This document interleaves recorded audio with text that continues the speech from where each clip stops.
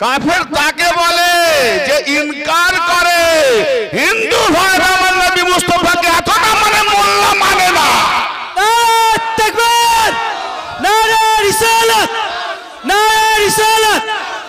তারা জগৎগুরু নবী মুস্তাফাকে জগৎগুরু মুহাম্মদ বলে, এই মোল্লারা বলে আমাদের মতো। ঠিক না বেটি? এই মোল্লা বলে নবীকে আমাদের মতো, আর হিন্দু অনন্ত জাতি ভাইরা বলে জগৎগুরু মুহাম্মদ, জগৎগুরু। তো কে বড় শয়তান? যাকে কাফের বলছো ও কাফের নয়, জগৎগুরু মুহাম্মদ বলা তোর ঈমান তাজা আছে, ভেতরে ঈমান আছে। তোমার বাইরে ঈমান হাবরে কি হবে? ভেতরে গু গোবর ভর্তি মুনাফিক, হ্যাঁ মাকাল ফলের মতো পাক্কা মুনাফিক ছেলে তুমি বিভাজন করছো, সাবধান। সাহাবাদের মাঝে মাঝে নবী বসা ছিলেন, কিছুক্ষণ পরে মাওলা আলী এসে গেলেন, নবী পাক দাঁড়িয়ে গেলেন, জোরে বলেন সুবহানাল্লাহ। সুবহানাল্লাহ। এই জন্য নবী দাঁড়িয়ে আলীর পেছানিতে চুমু দিলেন, নিজের জায়গাতে বসালেন, বলে বাইয়েনা দেখেছো, এ হলো খোলাখুলি দলিল এসে গেছে, জোরে বলেন সুবহানাল্লাহ। ও মৌলবী ফাটা কপাল, আদমের বেটা কপাল ফাটা, শিয়া ফতোয়া লাগাতে হলে তোর নবীর উপরে লাগা। নবী পাক বলছেন শোনো, কাল কিয়ামতের দিনে এই আলী আর এই আলীর অনুগামীরা, ওই অনুগামীর আরবি বচনটা শিয়া লাগানো হয়েছে। তাফসীরে দুররে মানসুর আল্লামা জালালউদ্দিন সুয়ুতীর কিতাব দেখো, যে কোনো তাফসীর দেখো, যে কোনো হাদিসে দেখো, কোরআনের লফজে দেখো, যেখানে শিয়া বলা হয়েছে, শিয়া মানে কাফের নয়, শিয়া মানে বেদিন নয়, শিয়া মানে অনুগামী। তাহলে তুমি হলে শয়তানের অনুগামী, তুমি শয়তানের শিয়া, আর আমি হলাম আলীর অনুগামী, আমি আলী শিয়া। রাফেজি মানে কি গো? নির্দল। তার মানে বলতে যাচ্ছে যারা আলী আলী করে ওরা আমার দলে নয়। আমরা তোদের হবে কেন? তোদের মতো দলের সঙ্গে থাকলে তো শয়তানের দলে থাকা হবে। কারণ আলীর বিরোধী হওয়া মানেই শয়তানের জামাত। খোদার কসম, যদি এর হাওয়ালা দলিল প্রমাণ না যে আলীর বিরোধী হবে, আহলে বাইতের বিরোধী হবে, কোরআন ও হাদিসে তাকে শয়তানের জামাত প্রমাণ না করতে বলে আমি বাপের বেটা নয়, হারামজাদা। না হলে তুমি ঘুরিয়ে জি হ্যাঁ, তাহলে আমরা আহলে বাইতি জামাত, মাওলাই জামাত, হোসেনি জামাত প্রকাশ্যে দেখাচ্ছি। প্রকাশ্যে দেখানো মানে আমরা হালাল জাদা, হ্যাঁ আমরা হারামি নয়, হালাল।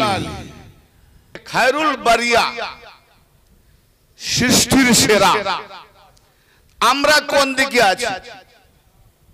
সৃষ্টির নিকৃষ্ট দিকে না সৃষ্টির সেরার দিকে? নবী মুস্তাফা বলছেন আলী, তুমি এবং তোমার শিয়ারা কাল কিয়ামতে কামিয়াবি হবে, বাকি সব জাহান্নামী হবে। কাল সকালে বলবো ও এক কথা, যখন দলিলগুলো দিয়ে যাবো একের পর এক, তো যখন উত্তর না দিতে পারবে, কিন্তু ওরা বাঁচার থাকে একটাই বলবে, ও তো শিয়া মৌলবী এসেছিল, ওরা শিয়াকে নিয়ে এসেছিল, এই বলে কাটার বাহানা করবে না। তার আগে শিয়া বলনে ওয়ালাদের আগে হালালি হারামিটা প্রমাণ করে দিই, ঠিক না বেঠিক? তো বোঝা গেল যে ফাটাং করে শিয়া ফাতোয়া দিতে যেও না। হ্যাঁ, তবে আমি কিন্তু ওই শিয়া নয়, এটাও বলে দিল। ওই ইরানি খোমেনি মাননেওয়ালা শিয়া আমি নয়, কারেন্সি পানেওয়ালা শিয়া নয়, আমি মাওলা আলীর একনিষ্ঠভাবে গোলামি করার শিয়া। প্রথমে আমি আহলে সুন্নাত। নবী পাক বলছেন আমি তোমার মাওলা, বেশক রাসূলুল্লাহ আপনি মাওলা। বলে আমাকে মাওলা বলে মানো? আমার জি বেশক আপনার উপর ঈমান এনেছি, আপনি যেটা বলবেন সেটা মানবো। বলে আমি যার মাওলা আলীও তার মাওলা। অতএব নবী যখন বলেছেন নবী আমার মাওলা, তো আলীও যখন মাওলা, নবীর ফরমান মোতাবেক আলী আমার মাওলা। আমি নিজের তরফ থেকে আলীকে মাওলা বলিনি, নবী পাকের তরফ থেকে আলীকে মাওলা বললাম। তাহলে নবী পাকের ফরমান মানলাম, আমি সুন্নাত পালন করলাম, আর নবী পাকের ফরমান মেনে আলীর পেছনে ইক্তেদা করলাম, তবে শিয়া হলাম, তার মানে আলীর জামাত হলাম। জোরে বলেন সুবহানাল্লাহ। কি বোঝা গেল? কিন্তু ওই শিয়া নয় যে কারেন্সি শিয়া, মানে কারেন্সি পাবো, কোন বিক্রি হওয়া শিয়া আমি নয়। মাওলা আলী পাকের জামাতি হলো একমাত্র নাজাতকামী জান্নাতি জামাত। এছাড়া তুমি কোন দলকে দেখাতে পারবে না। নামাজ পড়ে পড়ে মাথা কালো করে ফেলো। নবী পাক বলছেন যদি কোন ব্যক্তি মাকামে ইব্রাহিম আর রুকনে ইয়ামিনের মাঝখানে, মানে কাবার মধ্যে অনবরত নামাজ পড়ে, দিনে রোজা রাখে, আর সবসময় নামাজ পড়ে, আর আহলে বায়াতের মোহাব্বত যদি হৃদয়ে না থাকে, যদি মুহাম্মাদের আহলে বায়াতের উপরে হিংসা থাকে, বিদ্বেষ থাকে, ঘৃণা থাকে, নফরত থাকে, কিন্তু কাবা চত্বরে মাকামে ইব্রাহিম রুকনে ইয়ামিনের মাঝখানে দাঁড়িয়ে নামাজ পড়ে পড়ে রোজা করে করে মারা যায়। নবী পাক বলেন আমার আহলে বাইতের হিংসা বিদ্বেষ যদি থাকে অন্তরে, কোন নেকি কাজে লাগবে না, হিসাব নাই, দাখালান নার, সোজা জাহান্নামে। বাঁচা নামাজ। তাজিয়া মানানে ভালো না, তাজিয়া পাক নিয়ে যেতে যেতে একটা দলকে দেখলাম, তারা তাজিয়াটাকে নামিয়ে রাস্তার একটা কিনারে রেখে নামাজ পড়ে দাঁড়িয়ে গেল। আবার নামাজ পড়ে তাজিয়া পাককে নিয়ে চলো। বলতে ওদেরকে গত আগামী বছর থেকে তাজিয়া না মানাতে। তাজিয়া পাকে যদি আদম না জানে, ওদেরকে নামাজ পড়তে বলো, তাজিয়া মানাতে। শুনে অবাক, হুজুর কি বলছেন? নবী মুস্তাফা সাজদা হালতে নামাজে ইমাম হোসেন আলাইহিস সালামের সে কাঁধে বসে পড়লেন। আর বাচ্চা নান্না তো প্রাঙ্গণে ছিলেন।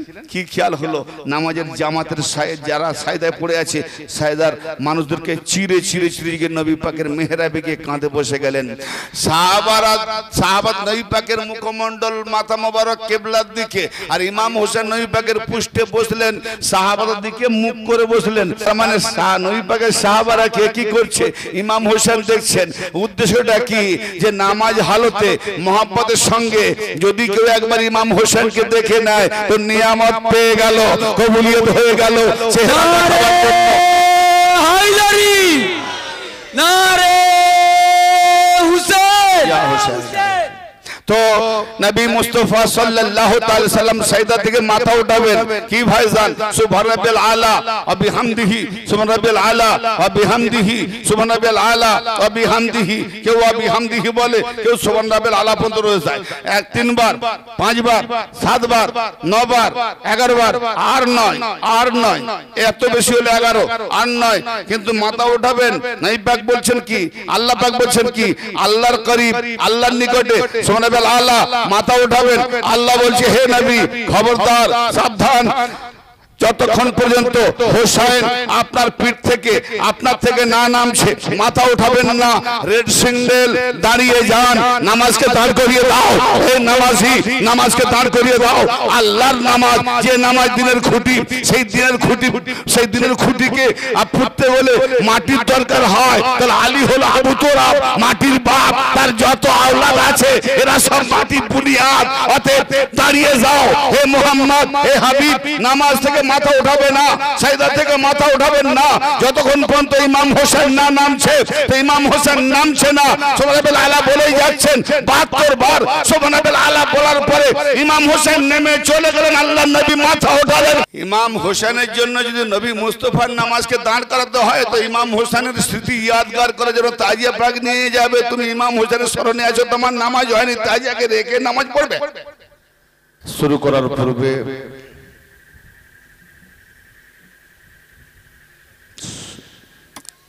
একটা কথা বলতে চাই, যে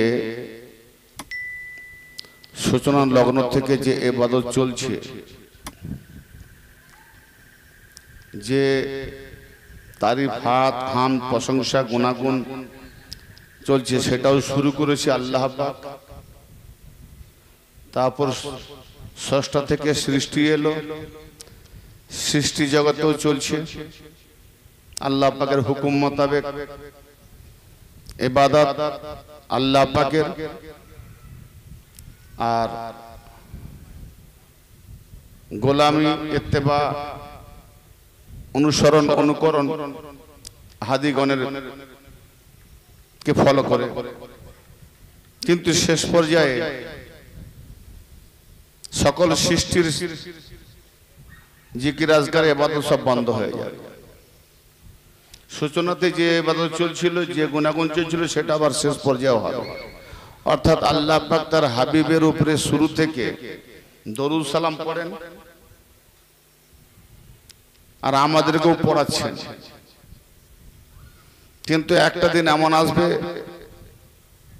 সবই বন্ধ হয়ে যাবে, কোনো বান্দা বান্দি থাকবে না, সৃষ্টি থাকবে না, মাখলুকাত থাকবে না, যে মালিকুল মউত জান কবজ করে সেও থাকবে না, শুধু আল্লাহর জাত ছাড়া। তাহলে বোঝা গেল যে আল্লাহর ইবাদত বন্ধ হয়ে যাবে, নবী পাকের উপরে দরুদ ও সালাম গুনাগুন পড়া বন্ধ হবে না। কারণ আমরা যখন কেউই থাকবো না, তাহলে আল্লাহর ইবাদত করবেটাকে বন্ধ হয়ে যাবে। কিন্তু থাকবে তো একজন, সে হলো স্রষ্টা মহান আল্লাহ রাব্বুল আলামিন। তো তিনি প্রথমেও যার নামে দরুদ পড়েছিলেন, আমরা যখন কেউ থাকবো না, তিনি শেষেও তার নামে দরুদ পড়বেন।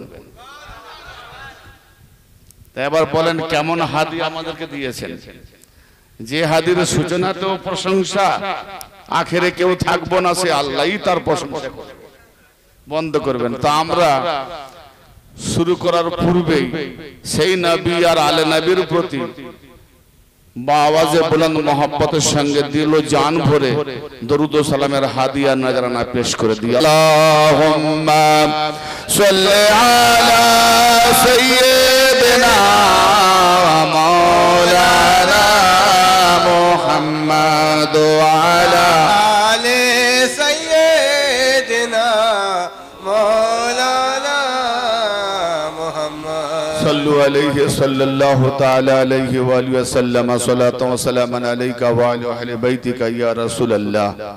হযরত মুআজ্জাজ ও মুকররম আজিজানে দিন মুহতারাম, বুজুর্গানে দিন মিল্লাত ইসলামিয়া ও সামিনে উম্মতে নববিয়া, আজকের যে আলোচনা করার প্রশ্ন নিয়ে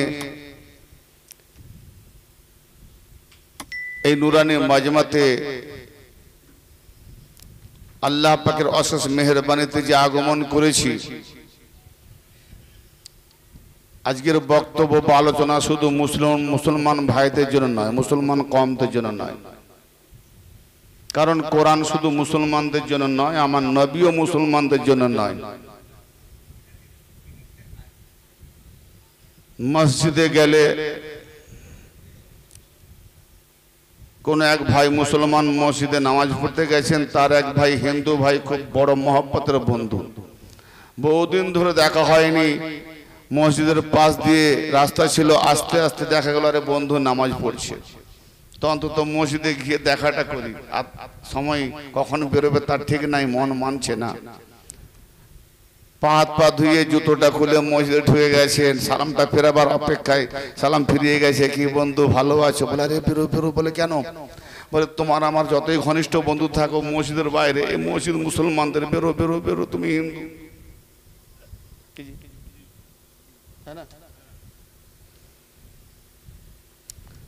খুব মুসলিম আর হিন্দু এত ঘনিষ্ঠ বন্ধু, একে অপরের জিকির আজকার আলোচনা না করলে থাকতে পারে না। মুসলমান ভাই যাচ্ছে দেখছে হিন্দু ভাই মন্দিরে আলোচনা দিচ্ছে। আরে বহুদিন ধরে আমি তো সুবল বাবু ভাইকে দেখতে পাইনি, আজ শঙ্কর ভাইয়ের সঙ্গে দেখা হয়েছে, কখন মন্দির থেকে বেরোবে তার ঠিক নাই, অন্তত মন্দিরের ভেতরে দেখাটা করি, অন্তত প্রাণটা ঠান্ডা। বলে এও যেভাবে হিন্দু ভাইদের যেভাবে কালচারাল, সেরকম পরিষ্কার পরিচ্ছন্ন পা পা ধুয়ে মন্দিরে ঢুকিয়ে পূজা অর্চনা অঞ্জলি দেওয়ার পরে, কি ভাই শঙ্কর ভালো আছে? আরে আরে বেরো বেরো বেরো বেরো বেরো বেরো, তোমার আমার বন্ধু বাইরে যতটা আছে ও অটুট জিন্দাবাদ, কিন্তু মন্দিরে নাই কেন? এটা হিন্দু সমাজ, মন্দিরে মুসলমানদের জায়গা নেই, মসজিদে হিন্দুর জায়গা নাই, এ কোন ধর্ম? হ্যালো, মোল্লাদের গায়ে লাগবে না? যত বিভাজন করেছে মোল্লার ব্রাহ্মণ, কি মসজিদে হিন্দু ভাইদের কোনো স্থান নাই, আর মন্দিরে মুসলমান ভাইদের কোনো জায়গা নাই। যান, বেশি খরচা হবে না, 5-7 হাজার টাকা খরচা করে গিয়ে 2-3 দিন থেকে দেখে আসুন। সুলতানুল হিন্দ গরিব নওয়াজ মঈনুদ্দিন হাসান সঞ্জারি সুম্মা আজমরি আলাইহিস সালামের দরবারে চলে যান, ওখানে না আপনি হিন্দু পাবেন না মুসলমান পাবেন, সবেন পাবেন জায়রিন খাজা আর ভক্ত পাবেন। নারে তাকবীর, নারে তাকবীর, নারে রিসালাত, নারে রিসালাত, নারে হায়দারি, নারে হায়দারি, নারে হাসান, নারে হাসান,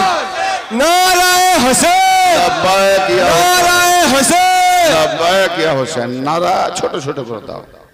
3 ঘন্টার বক্তব্যে লম্বা লম্বা নারা দিলে 1.5 ঘন্টা নারায় চলে যাবে। ছোট ছোট নারা একবার করে। আল্লাহর ওলির দরবারে, নবীগণ দরবারে কোন জাত, কোন বিজাত, কোন কওম, কোন বিভাজন সব নাই। সবাই হলো মানব জাতির। আমরা এক প্রাণ একই হাদি, আমরা নিজেরা বিভাজন করেছি। মানব জাতির জন্য বাস গুরু দরকার। গুরুর কাজ গু মানে অন্ধকার, রু মানে আলো। আলোর দিক, অন্ধকার থেকে আলোর দিকে যে নিয়ে যায় তাকে গুরু বলা হয়। ইসলাম ধর্মে তাকে হাদি বলা হয়। অতএব হিন্দু মুসলিম বিভাজন এটা তো মন্দির মসজিদ অনেক দূরের কথা। এক মসজিদে মোল্লারা 5-6টা ভাগ করে দিয়েছে, হিন্দু মুসলিম কি করে মিলাবে? তাই না? মোল্লা ফতোয়া দিচ্ছে ওই মসজিদে নামাজ পড়তে যাস না, ও বেদাতি মোল্লা, ওর পিছনে নামাজ হবে না। পাশের মসজিদ সে বেচারা বলে মসজিদ তো আল্লাহর ঘর, বলে হলেও কি হবে, ও আল্লাহর ঘরে এখন কাঠ মোল্লা ঢুকে বসে আছে। কেন না? ও বেদাতি, ওর পিছনে নামাজ হবে না। কেন হবে না? ও তাজিয়া পাক করে, মহরম মানায়, মাজারে ফুল চাদর দেয়, সিন্নি সালাত দেয়, সব বেদাতি হবে। কামবাকাত মৌলবী। কত এলেমের বহর শিখেছো তোমার? কোরআনের এখনো কাপ জ্ঞান নেই, ফতোয়া দিতে শিখে গেছো। পায়ের তলায় মাটি আছে তো, দাঁড়াবে কোন জায়গায়? ফতোয়া দিয়ে। এক মসজিদে তোমার একটা মসজিদ 3-4টা ভাগাভাগি করে। আগে ছিলাম একদল, এমন ইমাম সাহেব এলো, কি খাওয়াচ্ছে কিমাম, 4টা-5টা দল, বাব্বাটাই দুদিকে। যদি এক মুসলমান কমে 5-6টা দল করে, তাহলে হিন্দু মুসলিম মিলাবে কি করে বলেন? এখন গায়ের জোরে আগে বলতো, এখন আর গায়ের জোর দেখাতে পারেনি, কেননা বজরং দলের এখন বাহাদুরি বেশি আছে। তাহলে আগে হিন্দুকে কাফের বলতো। ও বেটা নিজে কাফের হয়ে বসে আছে, হিন্দু নাকি কাফের। কাফের কে, সেটা কাফের সংজ্ঞাটা কি সেটাই জানি না। কাফের বলে কাকে? কাফের তাকে বলে যে ইনকার করে হিন্দু ভাই আমার নবী মুস্তাফাকে এতটা মানে মোল্লা মানে না।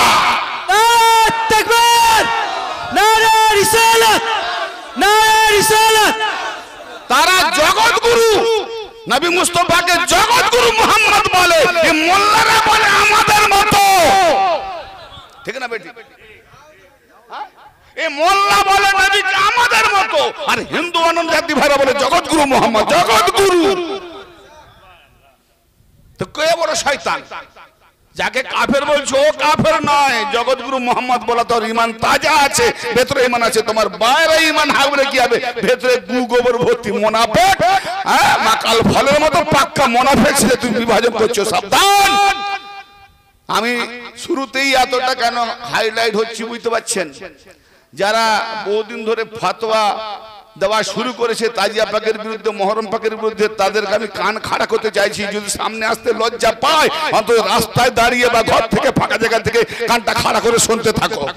হিম্মত থাকে, বাবার বেটা থাকে, দলিল নিয়ে পেশ করো, ব্যাস ওয়াজ শুরু করবে ইনশাআল্লাহ। আল্লাহর ওলির দরবারে কোনো বিভাজন নাই, কোনো দলগত মনোভাব নাই, জাতীয় ধর্ম নির্বিশেষে এটা হোসেনি দরবার আছে। আর ইমাম হোসেন যে কারবালায় শাহাদাত করেছেন, শুধু ইসলামের জন্য নয়, মানব জাতিকে বাঁচাবার জন্য শাহাদাত বরণ করেছেন। কেন এজিদ এমন একটা সারাবি পামল লম্পর বেহুদার বাচ্চা ছিল যে সে মা বোন চিনত না, এমনকি বোন দু বোনকে একসঙ্গে বিয়ে করা যায় ব্যবহার করেছে। তাই সারাবি লুটেরা ছিল। এজিদ সেই আইয়ামে জাহেলিয়াতের যত আগলামবাজি ছিল সেগুলোকে ফিরিয়ে আনার জন্য ইমাম নিজেকে দাবি করে ইমাম হোসেনকে বলেছিলেন আমি ইমাম, এই জামানা আমার হাতে হাত দিয়ে বায়াত করো। ইমাম হোসেন বলেছিলেন না না না না, তোমাকে আমি বাদশাহ বলতে পারি, হুকুমত বলতে পারি, কিন্তু তুমি ইমাম নও, কারণ ইমাম বানানোওয়ালা আমার আল্লাহ। অতএব যেদিনকে কবর থেকে আমি যার সঙ্গে উঠবো সে আমার হবে ইমাম। আর সেই ইমাম যদি আল্লাহ বানানোওয়ালা ইমাম হয় তাহলে আমি জান্নাতি হব। আর যদি তোমরা ওই জমহুর ইজমা মিলে যাকে ইমাম বানাচ্ছ তুমি ওই ইমাম মানো, তুমি ওর সঙ্গে উঠবে, তোমার ইমাম কোন দিকে যাবে আমি ফতোয়া দিচ্ছি না। কিন্তু আল্লাহ যাকে বানিয়েছেন ইমাম, সে হলো আমার মাওলা আলী, সে হলো আমার মাওলা হাসান, সে হলো আমার মাওলা হোসেন, সে হলো আমার মাওলা ইমাম সাজ্জাদ, সে হলো ইমাম বাকের জাফর সাদেক, এ আমার ইমাম আশকারি পন্ত, ইমাম মেহেদী পন্ত, এ আল্লাহ পাকের বানানো ইমাম, এদের আমরা অনুসরণ করব। এবার ফতোয়া লাগাও, এরা কোন দিকে যাবে? এরা যদি জান্নাতে যায় তো আমরা এই ইমামদের সঙ্গে উঠে আমরাও জান্নাতে যাব। তোমার ইমাম তুমি বেছে নাও, আমি আমার ইমাম বেছে নিয়েছি। আল্লাহ পাকের পাঠানো হাদিকে মানবে না, তুমি হাদি বানাবে, আমি মানবো? হ্যাঁ, ভারতবর্ষের প্রধানমন্ত্রী উনিও খলিফা, খলিফা মানে প্রতিনিধি, তো আমরা বানিয়েছি না? আমাদের পশ্চিমবঙ্গে প্রতিনিধিত্ব কে করছেন? মমতা ব্যানার্জি, আমরা বানিয়েছি না? তো এরকম যারা যারা এরকম বানানো ইমাম বানিয়েছে তারা বানবে দুনিয়াবি ক্ষেত্রে ইমাম, কিন্তু ঈমান ও আকীদা আহলে বাইতের প্রেমিকে হাদি রূপে তাদেরকে ধরতে হলে আল্লাহর বানানো ইমাম। ভাই, ওয়াজ শুরু করার পূর্বে একটা দৃষ্টান্ত দিতে চাই। প্রত্যেক মানুষ আমাদের অসুখ বিসুখ আছে, এমন কোন মানুষ নাই যে তার রোগ নাই, ঠিক না? ঠিক আছে না? তো আমাদের ক্যালসিয়াম কম, ব্লাড কম, ব্লাড বাড়া, হাই প্রেসার, লো প্রেসার, কত রকম রোগ হয় না, ইউরিয়াম কম, তো মেডিসিন কোথেকে দেবে? আমি পৃথিবীর মানুষ, মাটি পানি আগুন বাতাস তৈরি, তাহলে পৃথিবীর বস্তু থেকেই বানানো হয়েছে। বাবা মা যা খেত বলে ছিলে কোথায় আগে, বলে বা মায়ের পেটে এর আগে, বাপের পেটে এর আগে আঙ্গুরের ভেতরে, ডালের ভেতরে, চালের ভেতরে, আলুর ভেতরে, বলে কি করে হলো? আবে বেকুব, তোমার বাপ মা যদি আলু, চাল, ডাল, গম, আঙ্গুর না খেত, রক্ত হতো না, রক্ত না হলে মনি হতো না, মনি না হলে বীর্য হতো না, না হলে তুমি হতে না। তো ওগুলো ছিল কোথায়? না মাটিতে। কি মাটি ছিল কোথায়? পানিতে। পানি ছিল কোথায়? হাওয়াতে, হ্যাঁ না? একের পর এক আছে না? তো এখানকার দেহ, এই মাটির জমিনের বানানো দেহ থেকে যে রোগটা হয়, এই দেহ থেকেই, আবার এই জমিন থেকেই মেডিসিন বানানো হয় না, উপর থেকে আসে তৈরি হয়। এই গাছপালা এটা ওটা সেটা দিয়ে হচ্ছে না? তাহলে জমিনের মানুষ, জমিনের বানানো ঔষধ, ডাক্তার কোত্থেকে আসে? তাহলে আমারই মতো সেও জমিনের, এই পৃথিবীর। তো ভাই, দেহকে নিরাময় করতে গেলে ক্যালসিয়াম কম আছে, যেটা দিলে ক্যালসিয়াম নরমাল থাকবে, সেই মেডিসিন ছুড়ে দিল। ব্লাড কম আছে, কারো ব্লাড নিয়ে ফুঁড়ে দিল। বেশি আছে, ওই রকম আবার মেডিসিন দিয়ে নষ্ট করতে হবে।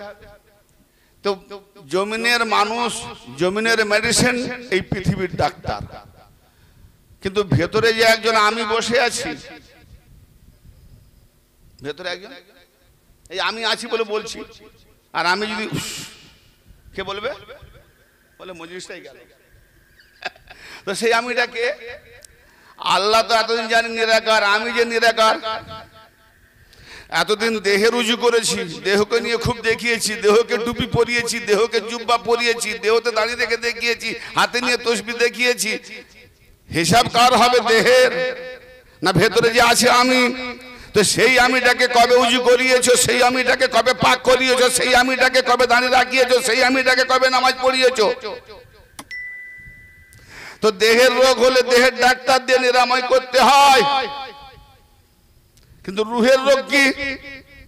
দেহের রোগ তো বললাম কয়েকটা, জ্বর, জ্বালা, খাসি, ক্যান্সার, বিভিন্ন। রুহের রোগ কি? রুহের রোগ কুফরি, শিরক, নেফাক, হিংসা। এটা হিংসাটা আবার নাফসের রোগ, রুহের রোগ না। রুহের রোগ কুফরি, নেফাক, শিরক।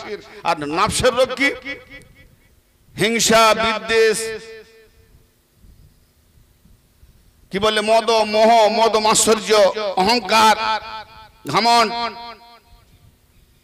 তো এই সব রোগের ঔষধ কোত্থেকে বানাবে? পৃথিবী থেকে আছে মেডিসিন। তাহলে এই রোগ না সারলে, দেহর রোগ সারাতে, দেহ তো যার রোগ সারালে সে চলে গেল কবরে। যেই কবরে গেল, খবর শুনলাম ইন্না লিল্লাহ ওয়া ইন্না ইলাইহি রাজিউন। আরে কার জন্য বললে? বলে যেখান থেকে এসেছিল সেই দিকেই প্রত্যাবর্তন করতে হবে, সেদিকেই ফিরে যেতে হবে। আগে আসেন, অনেক কষ্ট হচ্ছে, আরে আগে আসুন। পরিষ্কার দেখুন। তাহলে রয়ে গেল কবরে, যাকে এতদিন নিয়ে ব্যবহার করছিলাম দেখছিলাম সে রয়ে গেল কবরে, যে ছিল ভেতরে সে যাচ্ছে উপরে। মানে যেখান থেকে এসেছিলাম, যার থেকে এসেছিলাম সেদিকেই যাচ্ছি। তাহলে বোঝা গেল যে এসেছিল ওর যে রোগগুলো ছিল ওর ডাক্তারও তো ছিল না। মৌলভী সাহেব বিশ্বের, আমি এখানকার মৌলভী সাহেবকে বলছি না, কেন লাইভ হচ্ছে তো, ওয়ার্ল্ডের মৌলভী সাহেবকে বলছি, ওয়ার্ল্ডের। এই ডাক্তার জাকির নায়ককেও বলছি, মিজানুর আজহারকেও বলছি। ভাষণ শুনে এডুকেটেড হয়ে গেলেই হয় না। নবী পাকের জামানাতে বড় বড় এডুকেটেড ছিল, কিন্তু আল্লাহর নবী নাম দিয়েছিল আবু জাহেল। হ্যাঁ, বড় বড় এডুকেটেড ছিল, কিন্তু লাখের কি নাম দিলেন নবী পাক? জাহেল নয়, আবু জাহেল, মানে জাহেলদের বাপ। তার মানে আবু জাহেল আজকে যত মোল্লা জাহেল আছে এদেরকে পয়দা করে সে আবু জাহেল। সারা ওয়ার্ল্ডের মোল্লাকে বলছি, অনেক দেহকে নামাজ পড়ালে, উজু করালে, পাক না পাক করালে, অনেক মশলা মশাল শিখালে, পরের খেলে পটি পাটিয়ে দোকান খুলে। দেহের যে রোগ নেফাক, শিরক, কুফরি, এর ঔষধ কোথায়? এর ডাক্তার কে? এর ডাক্তার কোথা থেকে আনবেন? তাহলে পরিষ্কার সংক্ষিপ্ত ভাবে মুক্তাসার বলি, দেহ থেকে মাটি থেকে দেহ, জমিন থেকে দেহ, জমিন থেকে মেডিসিন, এই পৃথিবীর ডাক্তার দেহ ভালো করতে পারে, কিন্তু রুহু যেখান থেকে এসেছে আর ওই রুহুর যদি কোনো রোগ হয় তো এখানকার ডাক্তার ভালো করতে পারবে না। যেখান থেকে এসেছে ওখানকার ডাক্তার আল্লাহ পাঠিয়েছে, আর সেই ডাক্তার হলো আমার আলী মাওলা। নারে তাকবীর, নারে হায়দার আলী, হায়দার আলী, হায়দার আলী। আজকে আলী আলী বলে বলে কালকে 4 ঘন্টা বলবে শিয়াকে ডেকে এনেছিলে। হ্যাঁ, ওই শিয়া ফতোয়া পরে দিবে, আগে বলো কলমা লা ইলাহা ইল্লাল্লাহ মুহাম্মদ রাসূলুল্লাহ ঈমান এনেছো কিনা? বলে হ্যাঁ। তো মুহাম্মদ রাসূলুল্লাহকে যখন মেনে নিয়েছো, না মানলে কাফের, তাহলে মেনে যখন নিয়েছো, নবী পাক বলছেন আলীকে, এই তাফসিরে দুরে মানসুর পড়ো, তাফসিরে কবির পড়ো, বিভিন্ন তাফসির পড়ে দেখো, হাদিস পড়ে দেখো, কোরআনও পড়ে দেখো। আমার নবী পাক বলছেন, মা আয়েশা রাদিয়াল্লাহু তাআলা আনহা আল্লাহ রাসূলকে জিজ্ঞেস করছেন, ইয়া রাসূলুল্লাহ, ইয়া হাবিবাল্লাহ,